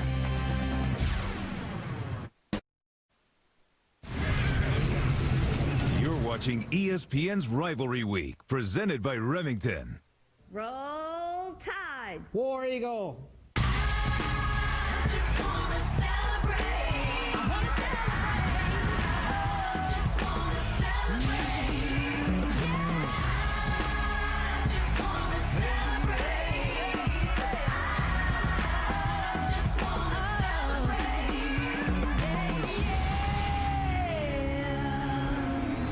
If you and your wife are watching the game and you're rooting for different sides, I want to be in a different room.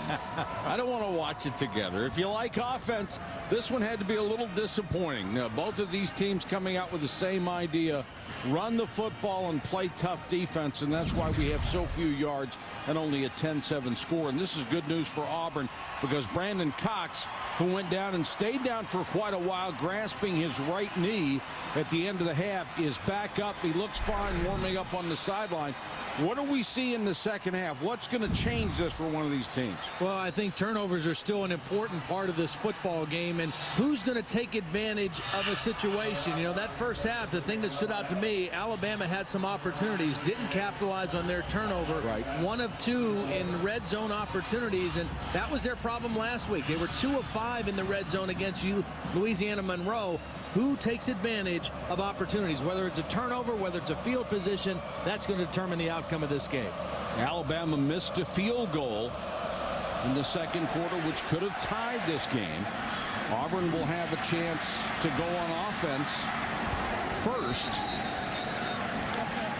Let's go to Holly Rowe. Hey guys, I spoke with Nick Saban at the half. I asked him about those problems we saw on the offensive line in the first half. He said there won't be any personnel changes, including Antoine Caldwell, who's playing right tackle. But he did say they'll make some adjustments. He was very quiet about it. I kind of teased him and said, come on, Coach, just give me one adjustment. He said, all right, how about we just got to block better up front. The really good news, though, Brandon Cox for Auburn appears to be fine with that right knee. All right, thanks, Holly. Good field position for Auburn. They start from the 41. Lester, the tailback. under pressure, got away. And Brandon Cox will complete that one to Stewart up at the 46-yard line. Keith Saunders had a shot at him from the backside, somehow missed him. Yeah, this went from about a 12-yard loss to a gain of about 5 or 6. Saunders not able to wrap up Brandon Cox. Again, he's not the most elusive guy, but he does just enough on that play to turn a negative into a positive. Initially, he avoided a 250-pound splatter and then even turned it into a positive play. Lester got some blocking in front, takes it outside. 45, 42-yard line, first down Auburn. A great cut, too. His center, Jason Bosley, got out there and threw him a good block. Yeah, Bosley's going to get a block, and Montez Billings, number 84, wide receiver, is going to get a good block on Kareem Jackson, and then Brad Lester just sets him up. He dips in. That caused Kareem Jackson to step inside, and they showed that burst getting to the corner. Boy, when Jackson did that, he just gave him the corner. Yep, sure did. He's a freshman. Saw him do that in the game last week against Louisiana Monroe. Lose leverage, freshman mistake. Cox, another short set after a play fake. Throws complete to Smith, and Smith picks up about 9 yards. Kareem Jackson on the coverage. He made the tackle. Now, Holly mentioned the good news for Auburn, having Brandon Cox back in the game and healthy. The other good news for Auburn is in this series, the team leading at halftime has won 73% of the time. So if you're into that kind of numbers, which I know some guys in this booth are, like the numbers. Oh, I love numbers. Lester dragged back after he has the first down inside the Alabama 30-yard line. It was the middle linebacker Rolando McClain who was in on the tackle again. McClain's had a big night. Rolando McClain is a true freshman who started out the season, was one of the few true freshmen ever to start on defense for Alabama.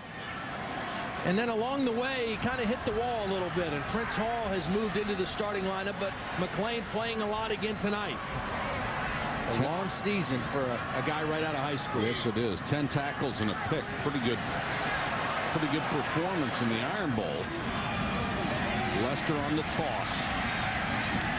Boy, that was a good play by Simeon Castile. Came up from the corner. And that was the difference between a senior corner and a freshman corner, because he never lost that leverage. He stayed outside. He forced the runner inside where there was help.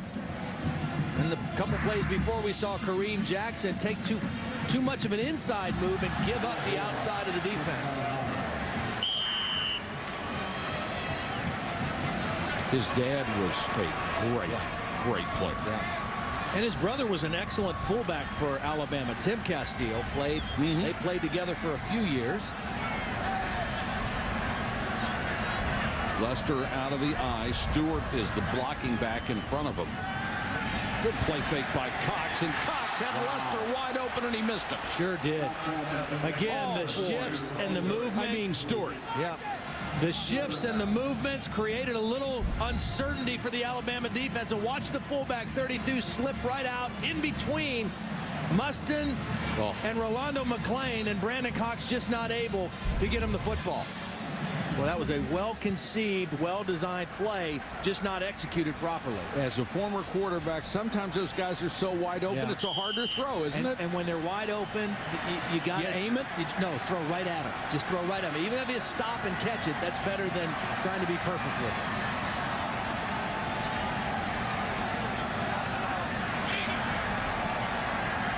Alabama with a lot of folks around the line of scrimmage. That's why Brandon Cox is changing the play here. Got one-on-one on the outside, tries a little turn-in pass, and it's incomplete, intended for Montez Billings. Kareem Jackson on the coverage. These two teams, no matter what the records, are always going to go tooth and nail in this one. The 72nd renewal of Auburn, Alabama. It's the Iron Bowl, and Auburn going for its 6th straight victory. They have never won 6 in a row in this series. And if they would win, Tommy Tuberville will have beaten 4 different Alabama head coaches in the Iron Bowl. That's kind of amazing. That's pretty too. good. Byram has already hit from 37. This is from 43. It's got a hook, and it doesn't. Well, both teams now with a missed field goal, and it's still a 3-point game. We expected a tight one, and we have it. 11:57 to go, third quarter. It's a 3-point game. ESPN's college football primetime available on ESPN HD, presented by Pioneer Kuro HD TV. This is not a good statistic if you're Alabama. They have lost 8 straight games in the month of November. And that's when you have to win games. And those 3 that they did win of their last 16 were all against the same team, Mississippi State. But not this year. No. Auburn, gang tackling. Gain of maybe a yard for Glenn Coffey. Etheridge led the charge from his safety spot. Holly Rowe was reporting to us during that last break. A little bit of a depth problem for Auburn on defense now. Chris Evans, number 59, who was their leading tackler and a starting linebacker. He's been banged up, and he didn't start the game tonight. They started Merrill Johnson, but they expected Evans to be back, able to play, but not able to go anymore tonight. So down depth-wise at linebacker. John Parker Wilson on the slant to Nikita Stover, has it at the 35-yard line. Jonathan Wilhite made the tackle. John Parker Wilson has not looked particularly sharp tonight. His first completion there to a wide receiver. Auburn has kind of shut down the outside passing game of Alabama. 5 of 10, 39 yards. But again, you just got to wait for those opportunities. And when the opportunity presents itself, you got to step up and make a play.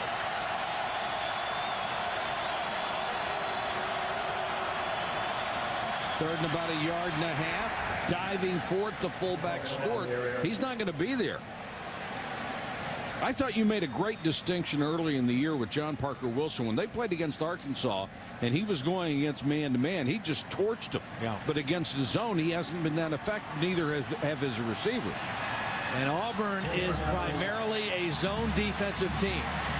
They like to line up with those 2 deep safeties, and they roll to a lot of different coverages out of that same look, but most of them are zone coverages. Well, John Parker Wilson was lingering on the field that time. He looked like he wanted to go for it. No, you got to punt the football. Have to send on Fitzgerald.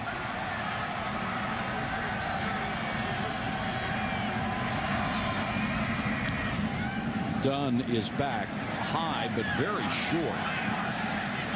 And Dunn's going to let it go down to the 32. A kick of only 32 yards. So Auburn, which could have been pinned deep in their own territory, will have pretty decent field position when we come back.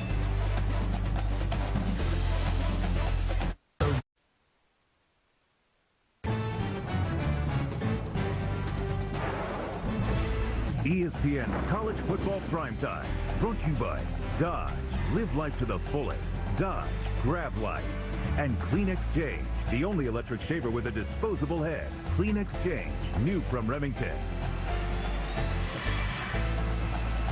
Shot at Toomer's Corner from the blimp tonight. The Bloomin' Onion one. Downtown Auburn, Alabama. Just a beautiful little city. I'll guarantee if Auburn wins, it'll look different with all the toilet paper. That's quite a sight to behold. If you've ever been here for an Auburn home game and they win, they decorate. Outback Steakhouse, proud sponsor of the Outback Bowl, providing all those aerial shots tonight. Lester on the toss sweep. Plows forward to the 37-yard line. They've run very well on first down in particular, which sets up their offense.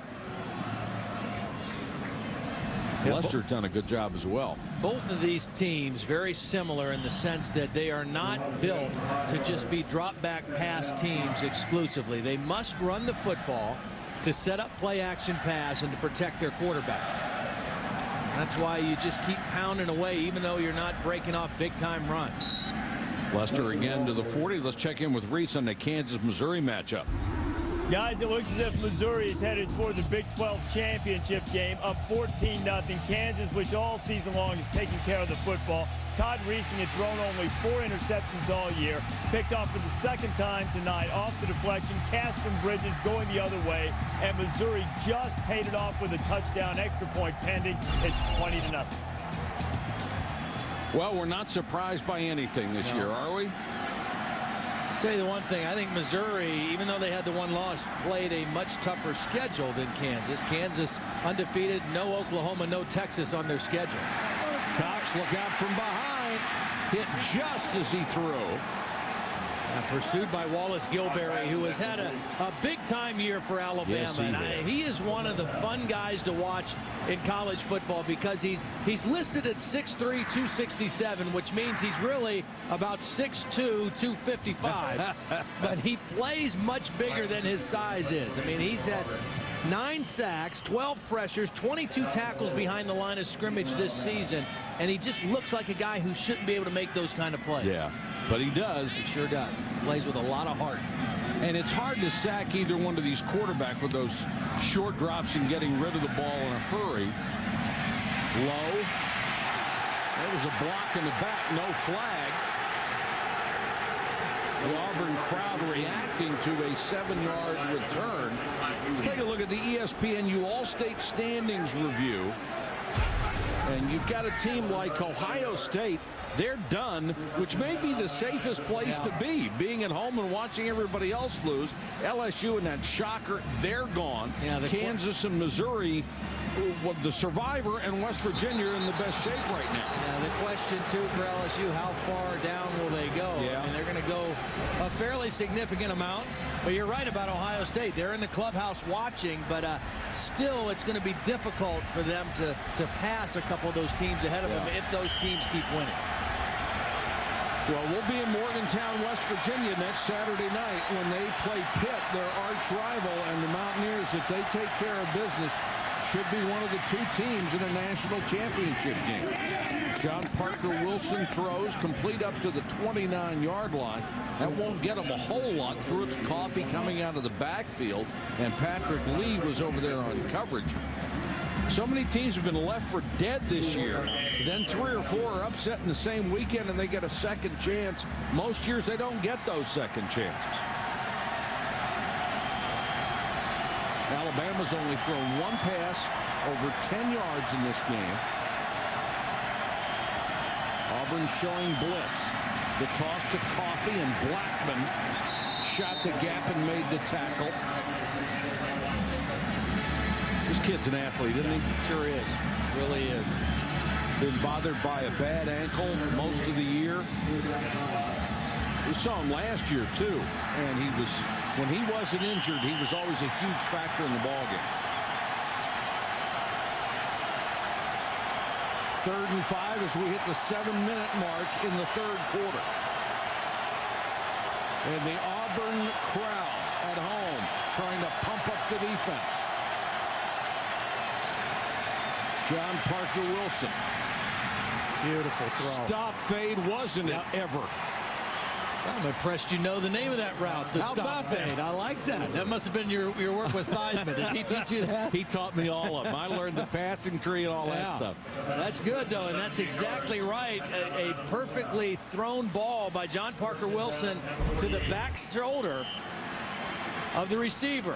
Defender has no chance. If this ball's thrown in the right spot, no way to stop and make the play. Thrown to the back shoulder perfectly. Nikita Stover with the catch.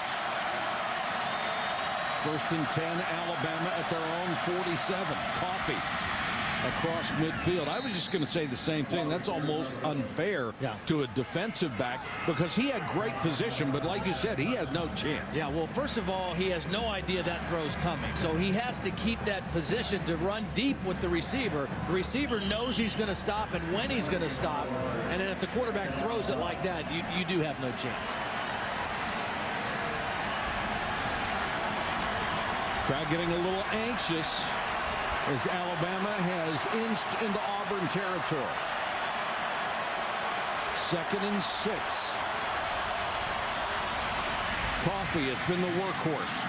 Tripped over his own man and still got down to the 42-yard line, right about at the sticks. Feast Week continues on ESPN. Tomorrow night we'll have the Big 12 Pac-10 Hardwood Series as the Arizona Wildcats take on number 4 Kansas. The Big 12 Pac-10 Hardwood Series, part of Feast Week, presented by Lowe's on ESPN tomorrow night at 8 Eastern. And boy, with all the early season matchups, basketball just pumped up already. Been some great games. It is a first down for Alabama. They go back to the I. John Parker Wilson under pressure and throws it into the ground. Looking for the screen. It appeared to Coffey. Quick pressure on the outside forced the play to get abandoned.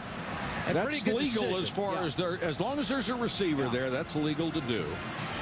And he did have tight end Travis McCall there. Doesn't look good, but it's legal. Yeah, but you got to avoid a sack there. I mean, that's the worst thing that could happen to Alabama in that situation. After you've got some momentum, you're driving the football, you're in Auburn territory, don't take a negative play. Especially the way this offense is built. You can't overcome those things. Coffey on the draw. There's Blackman again. You can always tell it's him. Yeah, because when he hits you, you go backwards. I mean, he is just a guy who loves contact and loves that straight ahead, head-on collision. Here he is right here. Watch him meet the back right here and watch Glenn Coffey go backward. Now, some guys shy away from this kind of hit. Trey Blackman lives for it. He runs right through ball carriers. You could take his name and his number off, and you'd still know when he made the tackle. Yeah. Third and long.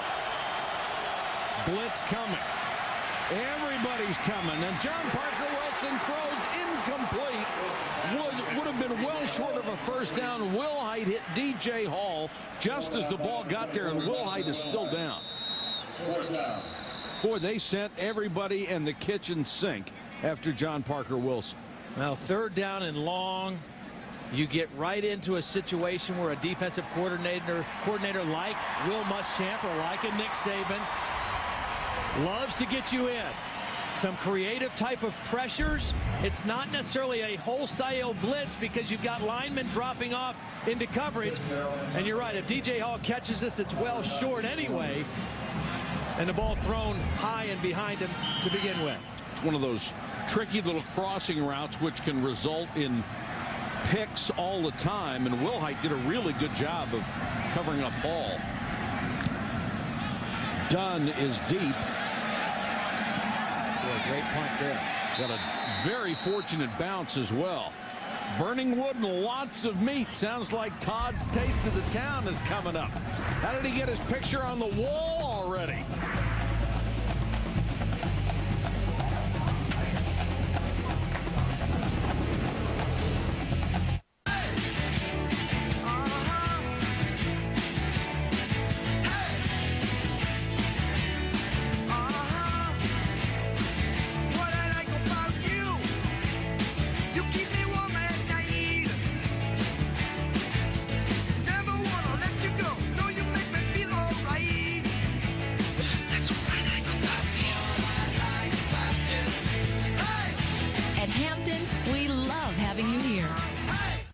See that game last night? Did you just question my fanhood in front of the ladies? Does your fanhood need questioning? Watch more live sports online than ever before on ESPN360.com and never let them question your fanhood. The Big Ten ACC Challenge. Tuesday, Duke battles Wisconsin, and Wednesday, UNC takes on Ohio State. Every game factors in. ESPN, the bracket beyond the bracket. Hi, Billy Mays here for Mighty Putty. The easy way to fix, fill, and seal virtually anything fast and make it last. Mighty Putty is not a glue, but a super-powered epoxy that you can mold to any shape and apply to most any surface for an everlasting bond. Just cut like dough, need to activate, apply, and let dry. It has the muscle to support up to 350 pounds. Here's something you can't do with glue. Mighty Putty seals leaks instantly. Mold it to furniture, sand and paint for a seamless repair. Any job, big or small, Mighty Putty repairs them all. It has the strength to pull this fully loaded 80,000-pound tractor trailer. Call now and we'll send you 2 powerful sticks of Mighty Putty for only $19.99. But I'm not done yet. Call right now and I'll triple the offer. That's 6 sticks for the same low price. Call or log on now. Greg Gant standing on his own 30. Auburn will try to block it. Auburn going after it. Here's a good snap. It is blocked. It is blocked. It's caught. It's caught. He's going to score. David Wagner. David Wagner has scored. And Auburn is tied the game. 5 guys could have gotten credit for that block. Well, that happened twice. Yeah, I mean, Alabama was winning 16-3 in that game. And Bill Newton blocked 2 punts, both of them returned by David Langer for the touchdown, and they won 17-16. Cox under pressure, throws from the end zone and throws it out of bounds.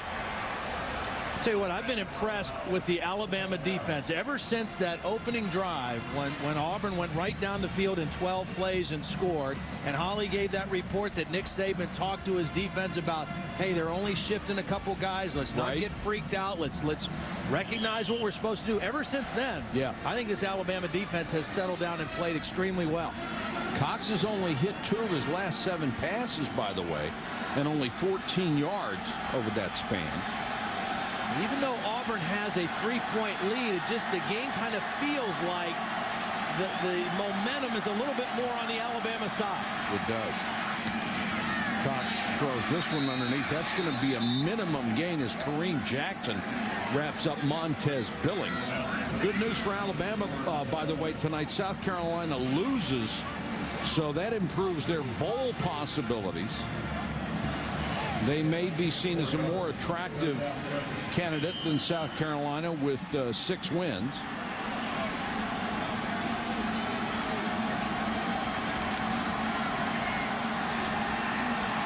Big play right here for Alabama's defense. Want to maintain this field possession advantage after the good punt. Cox again throws underneath. Billings trying to get the first down out to the 16-yard line. He was very close to it, then retreated a step, and he doesn't have it. He had it, and then he lost it. He tried to make a bigger play instead of just securing the first down. And, boy, you've got to know where you are and what the situation is. You have to catch that ball and turn north and south right away and get yourself 4 more downs. Let's go to Holly. Guys, problems developing for Alabama right now. Matt Cadell is out there trying to return this punt because their regular punt returner, Jonathan Lowe's been taken to the locker room with a right ankle injury. Javier Arenas also out, so they're down to the bare bones on special team returns. Well, he's the 3rd one on that depth chart, the low line drive.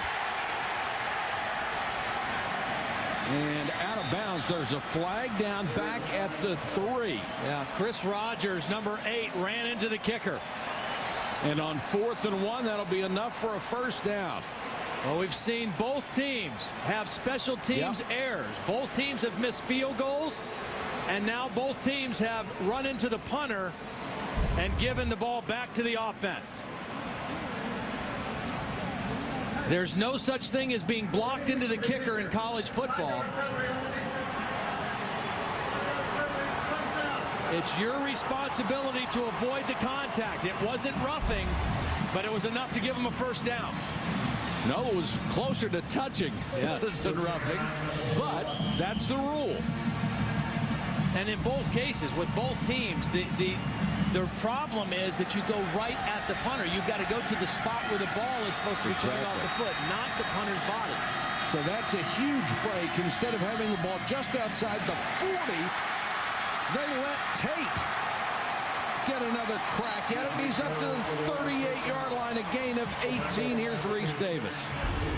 All right, Mike, you said that South Carolina lost. Here's how it happened. 34-yard field goal attempt.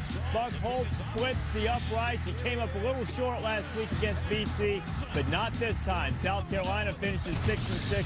South Carolina wins it by 2. Missouri on top of Kansas. Jayhawks on the board. about halfway through the third on ABC. Auburn.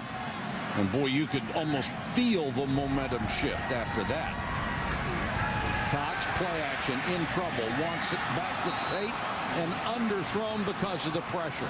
Underthrown because of the pressure, and also Wallace Gilberry reading that play late and getting out there just enough in the way to disrupt the play. I mean, it's a throwback to Tate. It's kind of a trick play, but the pressure forces the throw, but Wallace Gilberry on the backside of the defense did his job and stayed at home and enough to affect the play. A minute 59 left in the third quarter. Ben Tate is the deep man in the eye on 2nd and 10.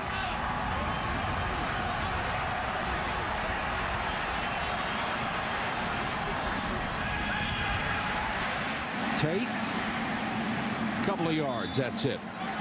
You just get the feeling a turnover is going to decide this game. Here's Holly. Well, guys, Wallace Gilberry continues to impress on Auburn, Alabama's defense. He's had 37 consecutive starts, and guys, we talked about it earlier, he may not pass the eye test as far as size and speed for a prototypical defensive end, but he leads the SEC in sacks this year, and his defensive coordinator, Kevin Steele, says, I don't know what it is about this guy.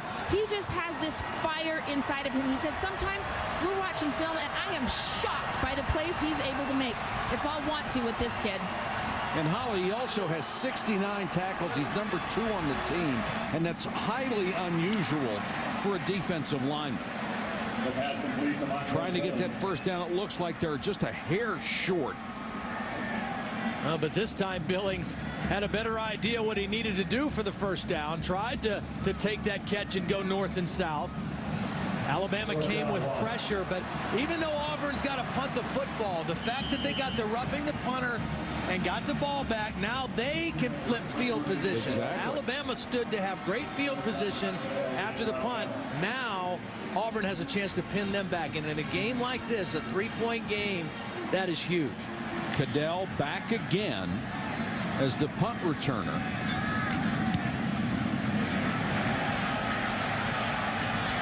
Signals fair catch, goes back, lost the ball. Should have never caught it in the first place. Again, you're down to your third punt returner, as Holly reported. Arenas, one of the best in the SEC, out with a high ankle sprain.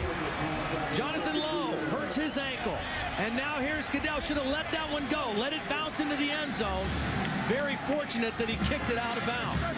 But Alabama with horrible field position. That's just lack of experience. He makes a cardinal error for a kick returner and then kicks it out of bounds at the 1. I mean, the rule of thumb, and I was never a punt returner, but I know you put your heels on the 10-yard line, and if that ball is anywhere behind you, you let it go and hope that it bounces into the end zone.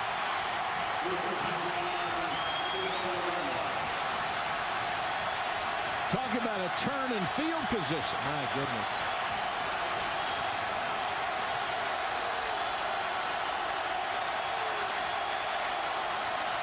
Coffee just trying to get a little breathing room, and a little is all they got.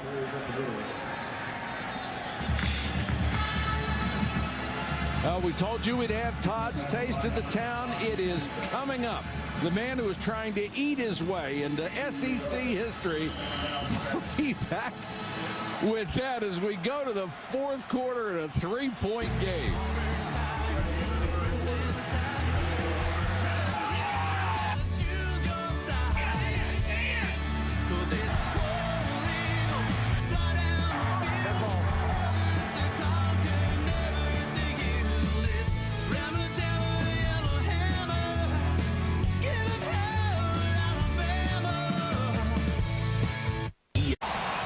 Welcome back to ESPN's College Football Primetime, presented by Hampton Hotels.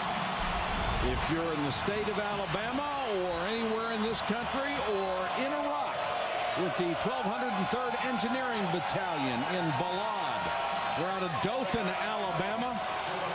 Auburn and Alabama fans both enjoying it from Iraq tonight. Alabama backed up to its own 4-yard line on 2nd down. It'll be 3rd down now from the 5. field position so critical with two teams like this. Here's Holly Rowe. Well, guys, the most explosive weapon for Alabama, DJ Hall, has been on the sideline for an extended period here, guys. He's in a lot of pain. I'm told he has a previous thigh or hamstring injury. He's been on the bike trying to loosen it up. He's been stretching. He's clearly not at full speed, and right now, not in the game, guys. Not sure if he can go. Remember his last play, he had to reach back for that ball, and he was hit by Jonathan Wilhite. Might have aggravated that injury even more. They need to reach the 11 for a first down. How conservative are you down here? Back to throw, airs it out down the sideline and too far for Stover. He was covered like a blanket by Wilhite. Let's check in with Reese. SportsCenter 30 at 30 update. All right, Mike, plenty of news both on and off the field in college football. A couple of coaches get fired on this Saturday. Nebraska ends the Bill Callahan era after 4 years, and Orgeron won't get a fourth year at Ole Miss after going 0-8 in the SEC.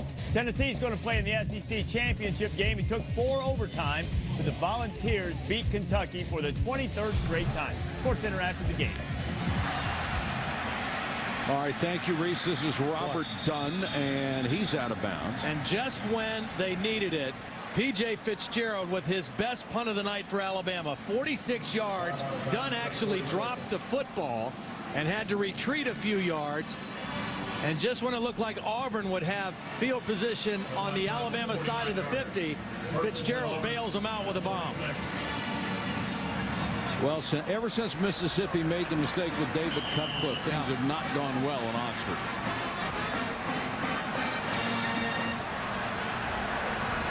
Auburn will start on its side of the 50, and they've got Tate as the running back. Cox, trying to win his 3rd straight as a starter, will pick up 8 yards on the run. Keith Saunders made the tackle. Brandon Cox, the longest run he's had as his senior year is almost over, was 11 yards. That one was 8. But that was 8 tough yards, and a smart decision to pull that ball down and go straight ahead. Get what you can get. 100 yards throwing tonight.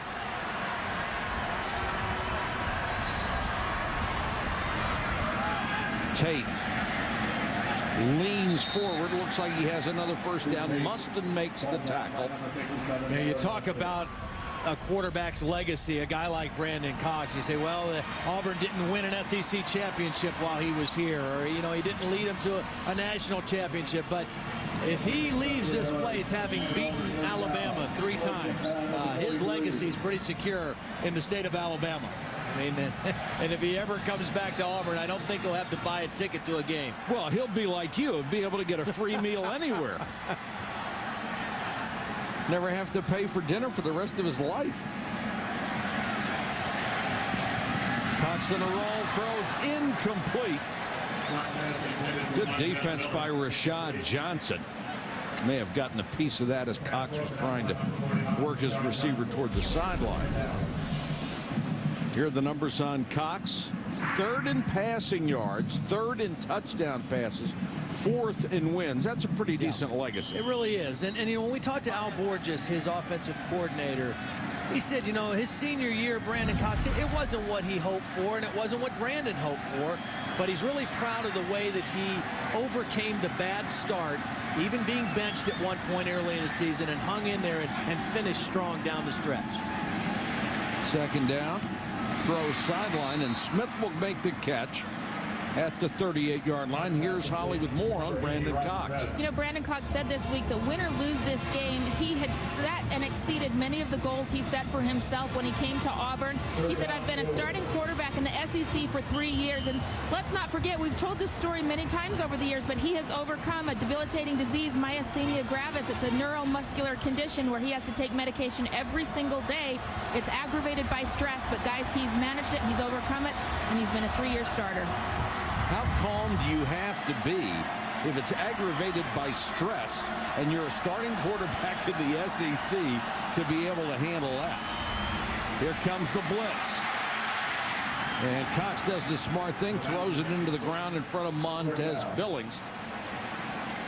Alabama, even though Nick Saban and Will Muschamp work together, there's a difference in style. Alabama, this is Nick Saban's kind of defense. He believes in a lot of pressure. Put your corners on an island, play more man-to-man defense, and bring lots of pressure. Will Muschamp has become a little bit more of a zone-oriented defensive coordinator here. I think a lot of that has to do with Tommy Tuberville's influence as well. Shoemaker to kick. Lowe is back on the field. Straight up the shaft and a fair catch of the 12th time now for Todd's. Taste of the town. Whenever I do a game in Auburn, my first stop is Byron's Smokehouse. Now, Byron's is a place that was opened in 1989 by a guy named Byron Gullidge and his son Glenn and his wife Stephanie. Originally, it was a little old place down the road that was primarily a carryout place. 5 years ago, they moved into a much bigger place, and on a football weekend, they'll serve nearly 700 pounds of meat. 700 pounds. Yikes. We'll see what's on the menu in just a second. Just inside the 13 is where Alabama will take over. And the toss to Upchurch, who's in on this series. And let's see what's on the menu this afternoon for Todd. You've heard of a meat lover's pizza? Well, Byron's is a meat lover's paradise for a guy like me. Thanks, Aubrey. I mean, look at this. I've got chicken, I've got ribs, I've got some sausage and some shredded pork with some hot sauce on it.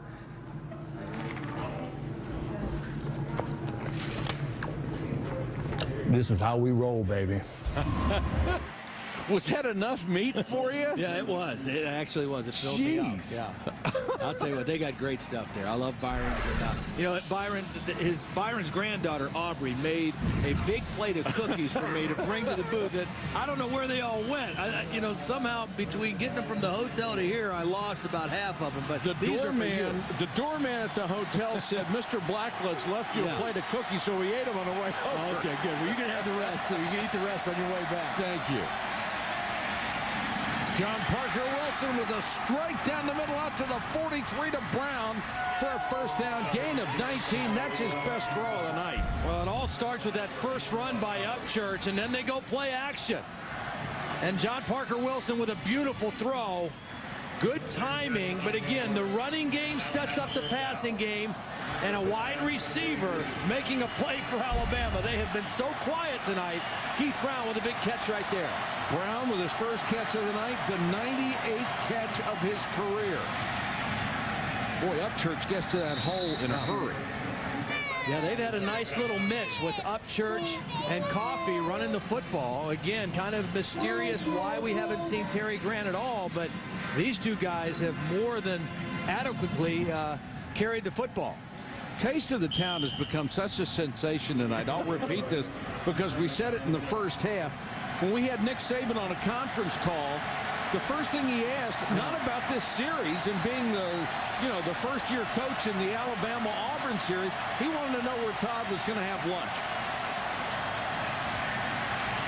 John Parker Wilson under pressure, throws too high, just touched by Nick Walker. And if you want to see any of the previous installments of Todd's Taste of the Town, you can find them all at ESPN.com by searching for Taste of the Town, and then you'll get another panel. Just click on Gravy and they will give you all the recipes. And there was a holding call. Yeah. You know, the other thing that I'm seeing with John Parker Wilson, now we didn't see it on the throw to Keith Brown, but you know, that's about the fourth time I've seen him tonight where there's some pressure coming and he's backing up, he's moving his feet, he's not setting his feet. 10-yard penalty, remains second down. Pretty tough to throw off your back foot. Well, it's tough to be accurate. It's tough to get down on the football, and that the ball tends to sail on you, and that particular throw really sailed on John Parker Wilson. You got to stick that foot in the ground, and if you get hit, you get hit, but deliver a ball on target. 2nd and 16. Upchurch. Really a conservative call. Well, in this game, I mean, both coaches know that their defenses are playing well. Yeah. And they don't want to do something to put their defenses in a bind. They want to play field position, They want to play smart, and they want to hope that they can force a turnover from the other guy and make one play to win the game. You're not going to get many more chances, though. No, you're right. Clock's running. This is one of the faster games that we've ever done. Yes, it is. When you run it this much, it really shortens the game. 3rd and 11. Blitz coming. Hit from behind and just got rid of it. He was drilled by Derek Marks, who got a great jet start off the outside. And Quentin Groves also, who had a couple of big sacks last year. Groves is standing up. He's the first guy to get there. Puts the hit in the back. Yes, he did.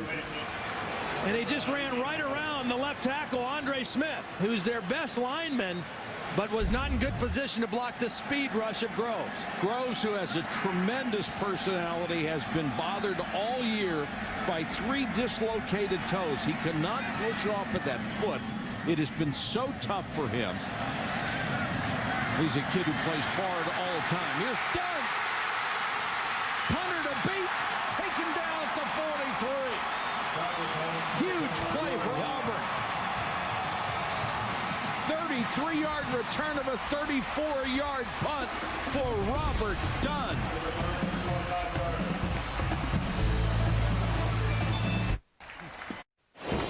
ESPN salutes the Southeastern Conference. 75 years of excellence in collegiate athletics.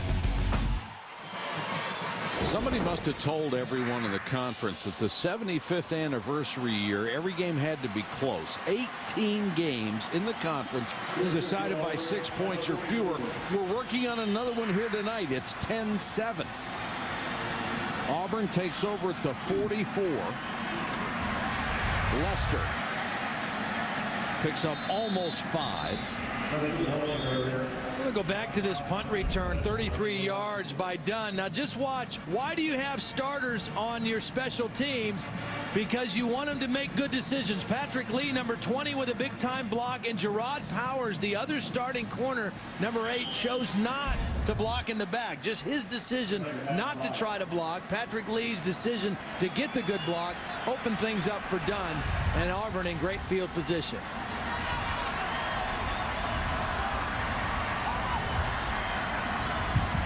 In a game like this, even an additional field goal could be huge. Touchdowns have not been easy to come by. Leicester, maybe a yard on that one. Wallace Gilberry on the stop. It'll be a big 3rd down. And if you're Alabama, I mean, you obviously are thinking stop right here, but worst case scenario for you has to be a field goal. If you give up a touchdown here to Auburn with 7:40 and the clock running, not sure you're going to score twice to come back and win this game. If you're a quarterback right now, you're thinking, I'd love to have a deep shot. Just one.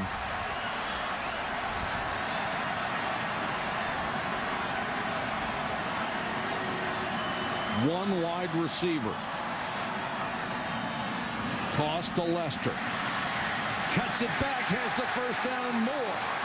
Well, that's just good running by Leicester, because they shifted to try to outflank the Alabama defense. Alabama responded by getting enough defenders over there, and this is just Leicester just making people miss. Just kind of getting small behind those linemen, and when he saw a little crease, shooting through there for the first down. 16 carries, 70 yards for Leicester, who was averaging 4.2 coming into this game per carry. Now he's out of the eye. Alabama may have jumped. Could be a free play for Cox. Smith off his foot. He caught it out of bounds. Yeah, you're right. Brandon Cox knew he had a free play. Take a shot down the field. There haven't been many throws down the field for Auburn. That could have been spectacular. Yeah. And it looked like Mustin was offside. This one step into the neutral zone by Mustin. Oh. Kick save and a beauty.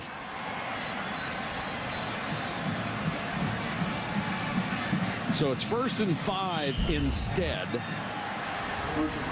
Rodriguez-Smith been very quiet tonight, the leading receiver on the club with 45 catches coming in.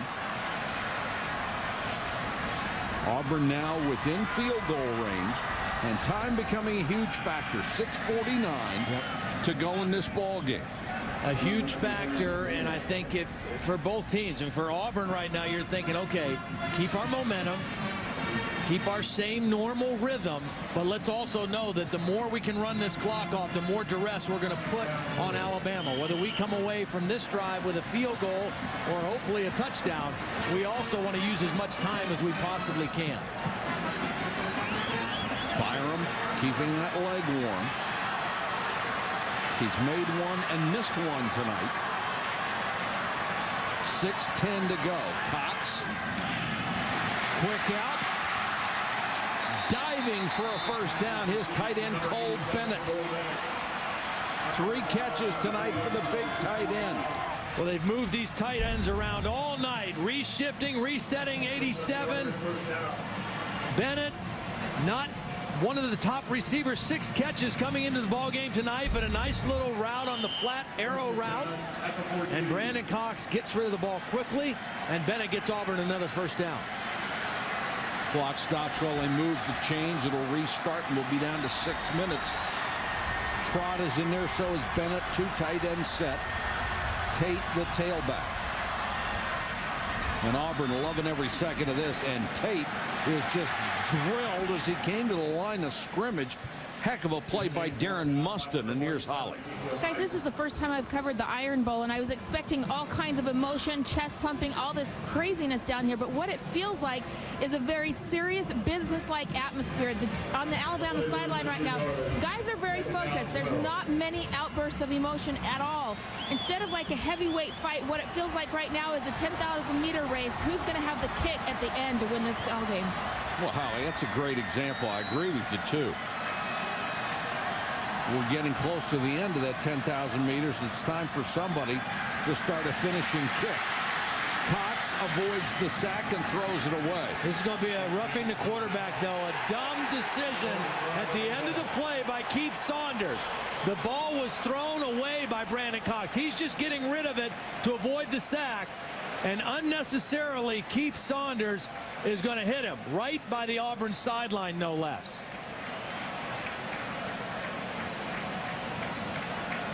Boy, what a horrible time to make a stupid mistake. Very, very costly. 2nd and long. It's going to be 3rd and long. Number 94 defense. Pass to the goal. Automatic first down.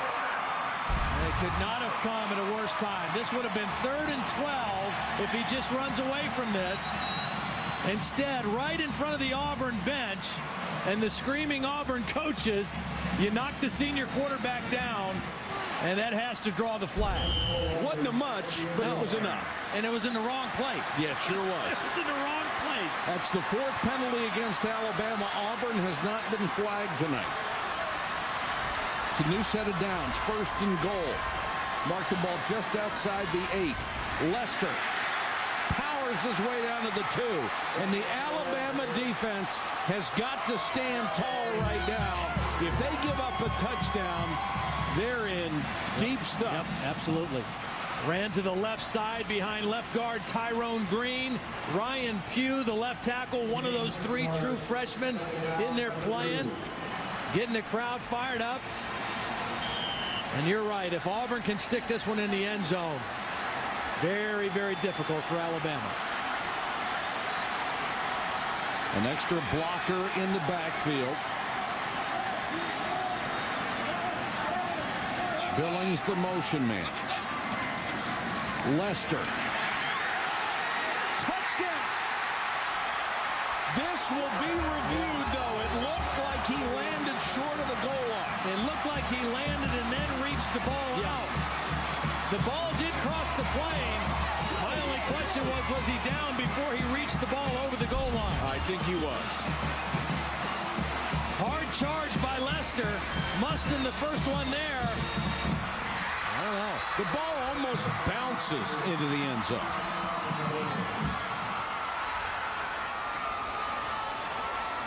I think the lineman was blocked by Pugh. Well, was he on the ground or was he on top of one of his or one of Alabama's players? No, I think he's short. He was his shoulder with the ball hit the ground before the ball bounced over the goal line. And by the time the line judge saw it, he saw the ball across the goal line. Be interesting to see if they overturn that. Well, the last shot was the best one. It shows the ball bouncing short of the goal line.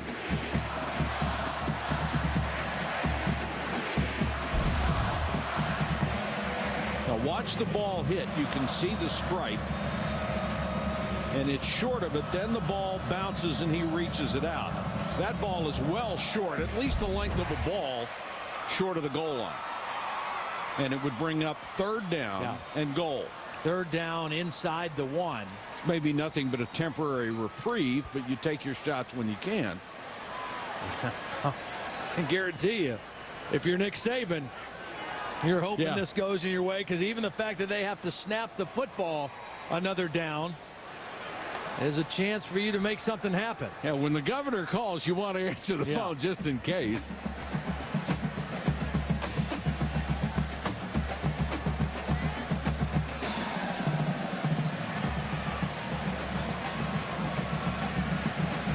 Call on the field was a touchdown, so it has to be conclusive to overturn it. After review, the ruling on the field is reversed. The runner was down at about the half-foot line.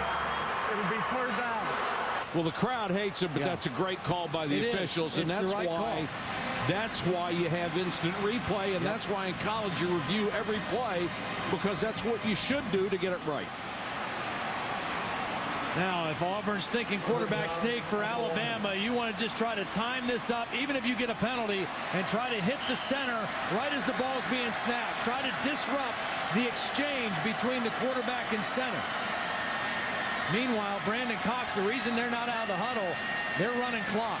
They know they could run 30 more seconds off the clock. Now they come to the line of scrimmage, play clock under 10. Brandon Cox taking his time. They'll probably sneak here. There goes Cox, touchdown.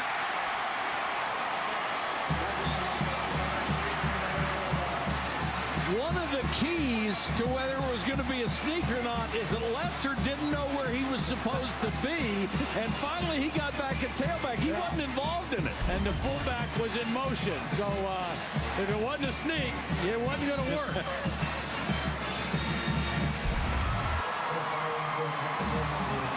If Auburn wins, how appropriate that Brandon Cox would score the final touchdown in his bid to be only the second Auburn quarterback to win 3 straight as the starter against Alabama. And now they have what may be in this game an insurmountable lead. They're up 17-7 on their arch rival.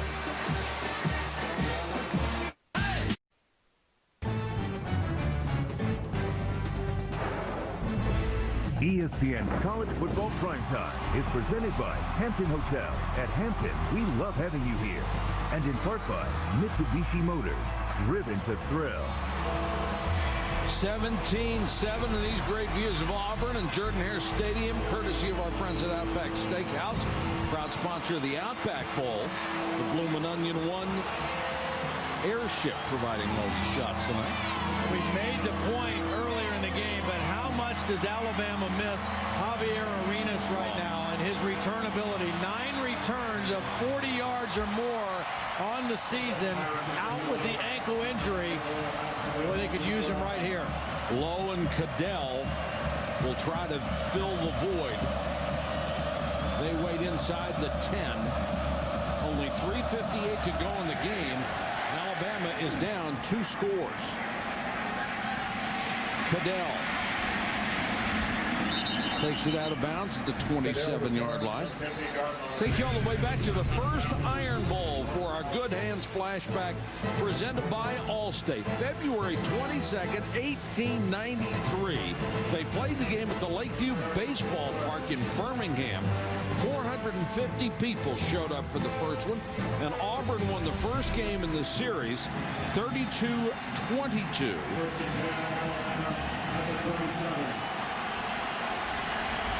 And it's been a great series in spite of that 41-year interruption.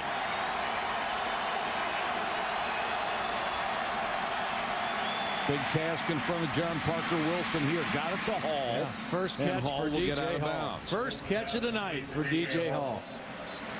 Let's go to Reese. All right, guys, Big 12 North battle between Missouri and Kansas, 21-7 Missouri lead. They were not standing still for very long. Chase Daniel flips it out to the freshman Derek Washington. He'll take it in to make it 28-7. Todd Reesing would answer, still a 2-touchdown lead for Missouri. Well, if that one holds up, you got to think, as Hall makes another catch and is out to the 48, you got to think when the new BCS standings come out tomorrow, it will be Missouri, West Virginia, 1-2. And Missouri will still have to play in the conference championship game, which will be a huge test. John Parker Wilson. 3 straight catches by Hall. He's down to the 44. If you're Auburn, do you just stay in this kind of prevent defense, let them have the 8-9 yard passes? Well, I wouldn't play prevent, but I would, yeah, let them run the clock. I mean, because the clock is on your side. Don't give up a big, easy one. Alabama has all of its timeouts left. They go for the big one here. But Brown was very well covered by Patrick Lee. You mentioned talking about Missouri and national championship possibilities. If they hold on and win tonight and go back to the Big 12 championship game and face Oklahoma. They played Oklahoma earlier in the year. Oklahoma won that game 41-31. So I'll tell you, this season has been crazy, and it's going to go down to the final weekend. Yeah. And so is the Heisman Trophy race. Yes, it will. Right to the end. Your vote may decide it.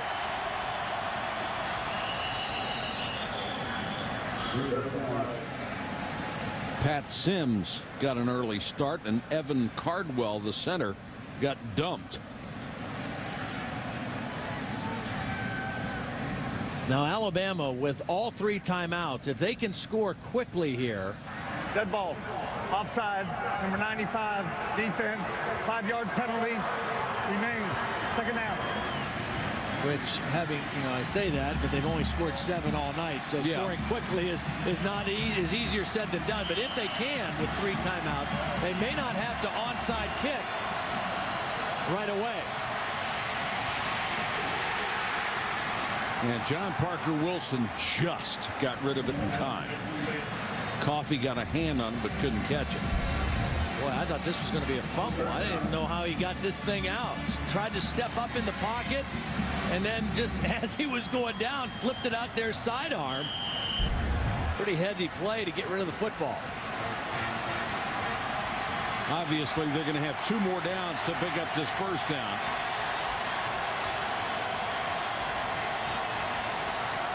Third and 5. Coffee is the setback. Cadell makes the catch down to he's the close. 35. I don't think he got it. I think he's about a football length short. And the tough part for Alabama on that is the clock is continuing to run. Now the officials are going to stop it. Is this a timeout from Alabama or a measurement? No, Alabama uses one of their timeouts because they had to. And that is very, very valuable.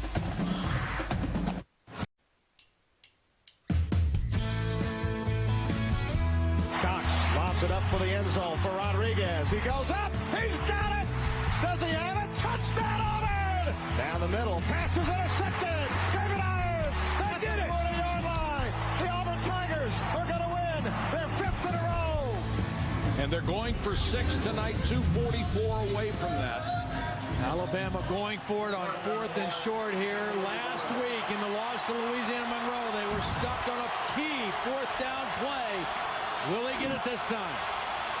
Coffee, first down. That will stop the clock momentarily while they move the chains. Alabama has 2 timeouts left and 2:38 on the clock. They need 2 scores.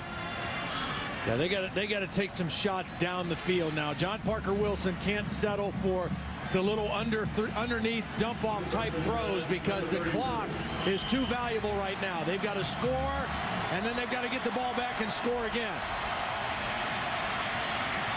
This one deep down the middle, perfectly defensed. Perfect coverage is right. Gerard Powers was right in the middle. He knew it was a post. He got right there and said, "You're not running it on me." And he knew who John Parker Wilson would look for, and that's DJ Hall. The slot receiver, they basically bracketed him. The safety, Eric Brock, and the corner, Gerard Powers, both of them. Oh, and one of the security dogs jumped at his hand and may have got him on the left hand. And this is a home game, too. Yes, it is. Tipped, nearly intercepted. It's not like, it's a visiting dog. Right. Well, it's not like you're playing at Georgia. But you're in the state of Alabama. Maybe this is an Alabama dog. Maybe it's a Crimson Tide dog. Who knows? I mean, this cop right here, maybe he's a Bama fan. I mean, yeah, you're in Auburn Stadium. You figure that the canines are all War Eagle, but who knows? Jeez, he's got to leave. Pressure on John Parker Wilson. He buys time and then throws it away.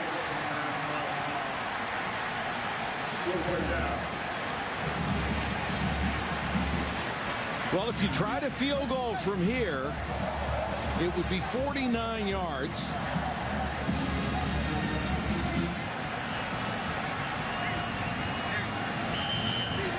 Well, that's exactly what they're lining up to do. Well, you need the two scores anyway. Tiffin's got the leg. Yes, Against he does. Tennessee, he kicked a 51 and a 50-yarder, both in that game. He's got to make this one. He's missed from 44 tonight. Yeah, he's wide left on that miss. The wind's at his back. And this one has got a shot, and it's good. Clutch kick by Tiffin. That pulls them to within a touchdown, and there's still plenty of time to go. 2:11 on the fourth quarter clock from Auburn. Number 6, Jim Thorpe. Considered one of the greatest athletes in any sport, Thorpe was twice named All-American in football after leading Carlisle to upset wins over Harvard in 1911 and Army in 1912. IBM getting it done. From everything that I read about the history of college football, when Jim Thorpe led the Carlisle Indians over Army, he was regarded as not only the best football player, but the best athlete in the history of the United States. I want to see who the other 5 guys are. I know he's immortalized in my hometown in Canton, Ohio. Now, this is an onside kick. Jamie Christensen is kicking off. It has been Lee Tiffin doing the kicking off, and you can see the way Alabama lined up onside all the way. And it's recovered by Auburn. Pounced on by Cole Bennett, the tight end. They had the hands team up there. Alabama has 2 timeouts left. They had to burn one on their previous offensive series. So the best that they can hope for is to get this ball back, if they do get it back, with about, say 1:20 left on the clock, if they can stop Auburn and Auburn does not kick a field goal.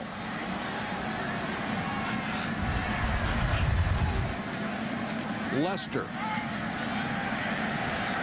If you're Auburn right now, you're telling those running backs, cover up the football and don't necessarily fight for extra yardage.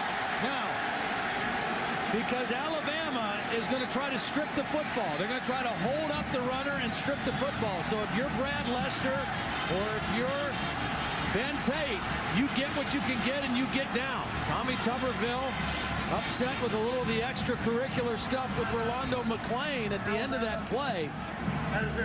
Alabama uses their second timeout to stop the clock. Only 7 seconds went off the clock on that play. Here's McClain. You know, again, they're going to try to hold the guy up and rip the football off. Although it looks like he's trying to rip a little bit more in the ball out.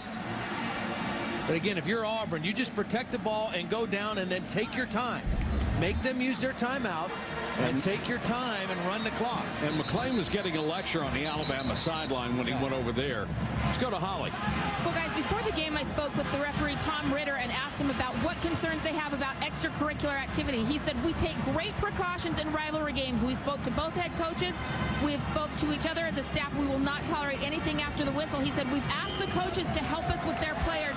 That's why you saw Nick Saban quickly out onto the field, beckoning McClain over that way to calm him down. Okay, Holly, thanks. Good job. Lester. McClain has him again, pulls him back about 2 yards shy of a first down. So this will be the last shot for Alabama. They are going to have to stop Auburn on a 3rd and 2. Otherwise, Auburn will be able to run out the clock.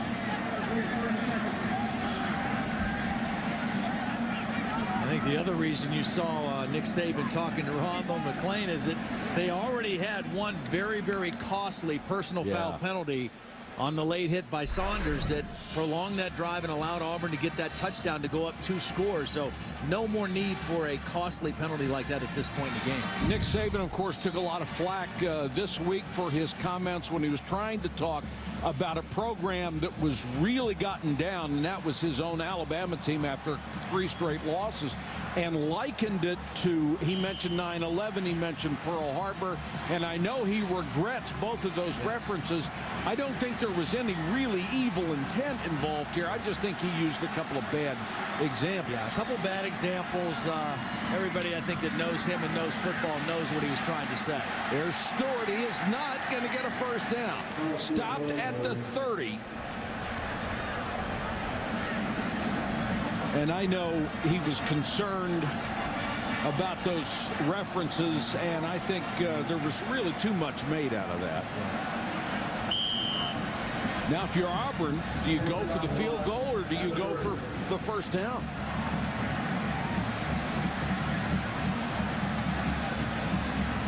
Field goal puts it out of reach. Could be blocked and run back. Well, and if you miss it, you give them excellent field position. Yeah. Same being the case if you go for it on 4th down. I think you let the clock run all the way down, and then you punt the football, I think. And they will call a timeout with 1:06 to go. Let's check in with Reese. All right, guys, Big 12 North showdown between Missouri and Kansas. Mizzou up 31-14. Kansas trying to scrap back in it. Todd Reesing, Dexton Fields, touchdown. Still a lot of time to go on ABC, and it's just a 10-point game.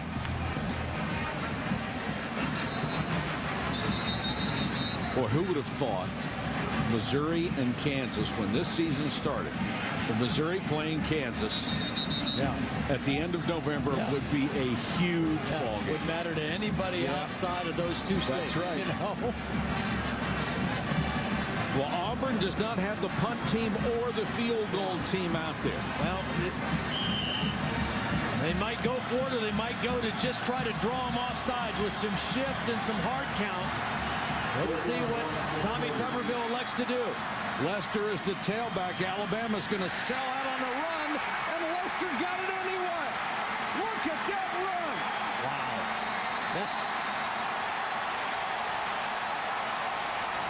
They're on their feet at Auburn. Wow, what a run.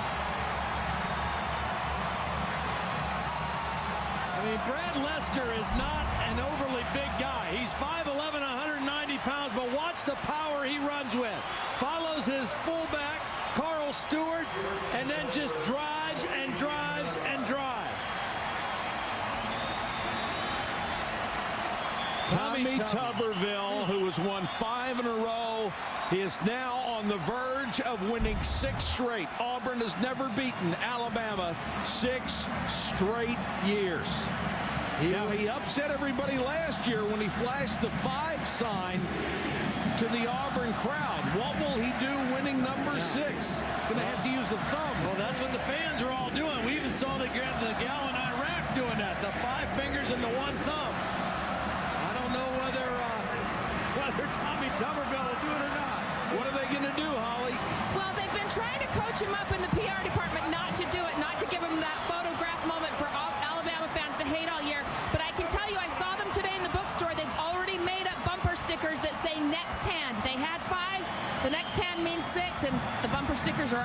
disappointed. This guy has done a magnificent job at this school. Can't say enough about Tommy Tuberville. I'll tell you what, I mean, I think that if you're Jay Jacobs and if you're the administration at Auburn, you do whatever you need to do to keep Tommy Tuberville here, because he's got a good thing going here. He's a good recruiter. They've got talent, and they're one of the best teams in the SEC over the last 5 years. And it would take him about 5 seconds to find another job. Auburn has done it.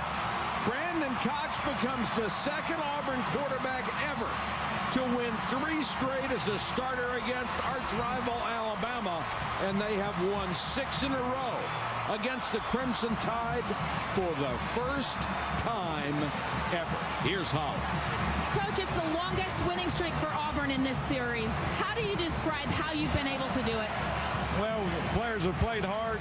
We just kept our focus, and the last few games we hadn't played very well, but offensively we finally played a second half. We controlled the ball a little bit, but to win 6 in a row against your state rival is awfully hard. I'm proud for the fans. That'll go down in history. Your senior quarterback Brandon Cox took a hard hit. How do you describe the toughness of this kid? Well, he's a 5th-year senior that's taken a lot of licks. He doesn't run very well, and he's going to take a lot of licks, but he's used to it. But, this is his game. He's fought hard in this game. He's wanted to win this game. He never lost to Alabama, and that's big. Thanks, Coach. Thank you.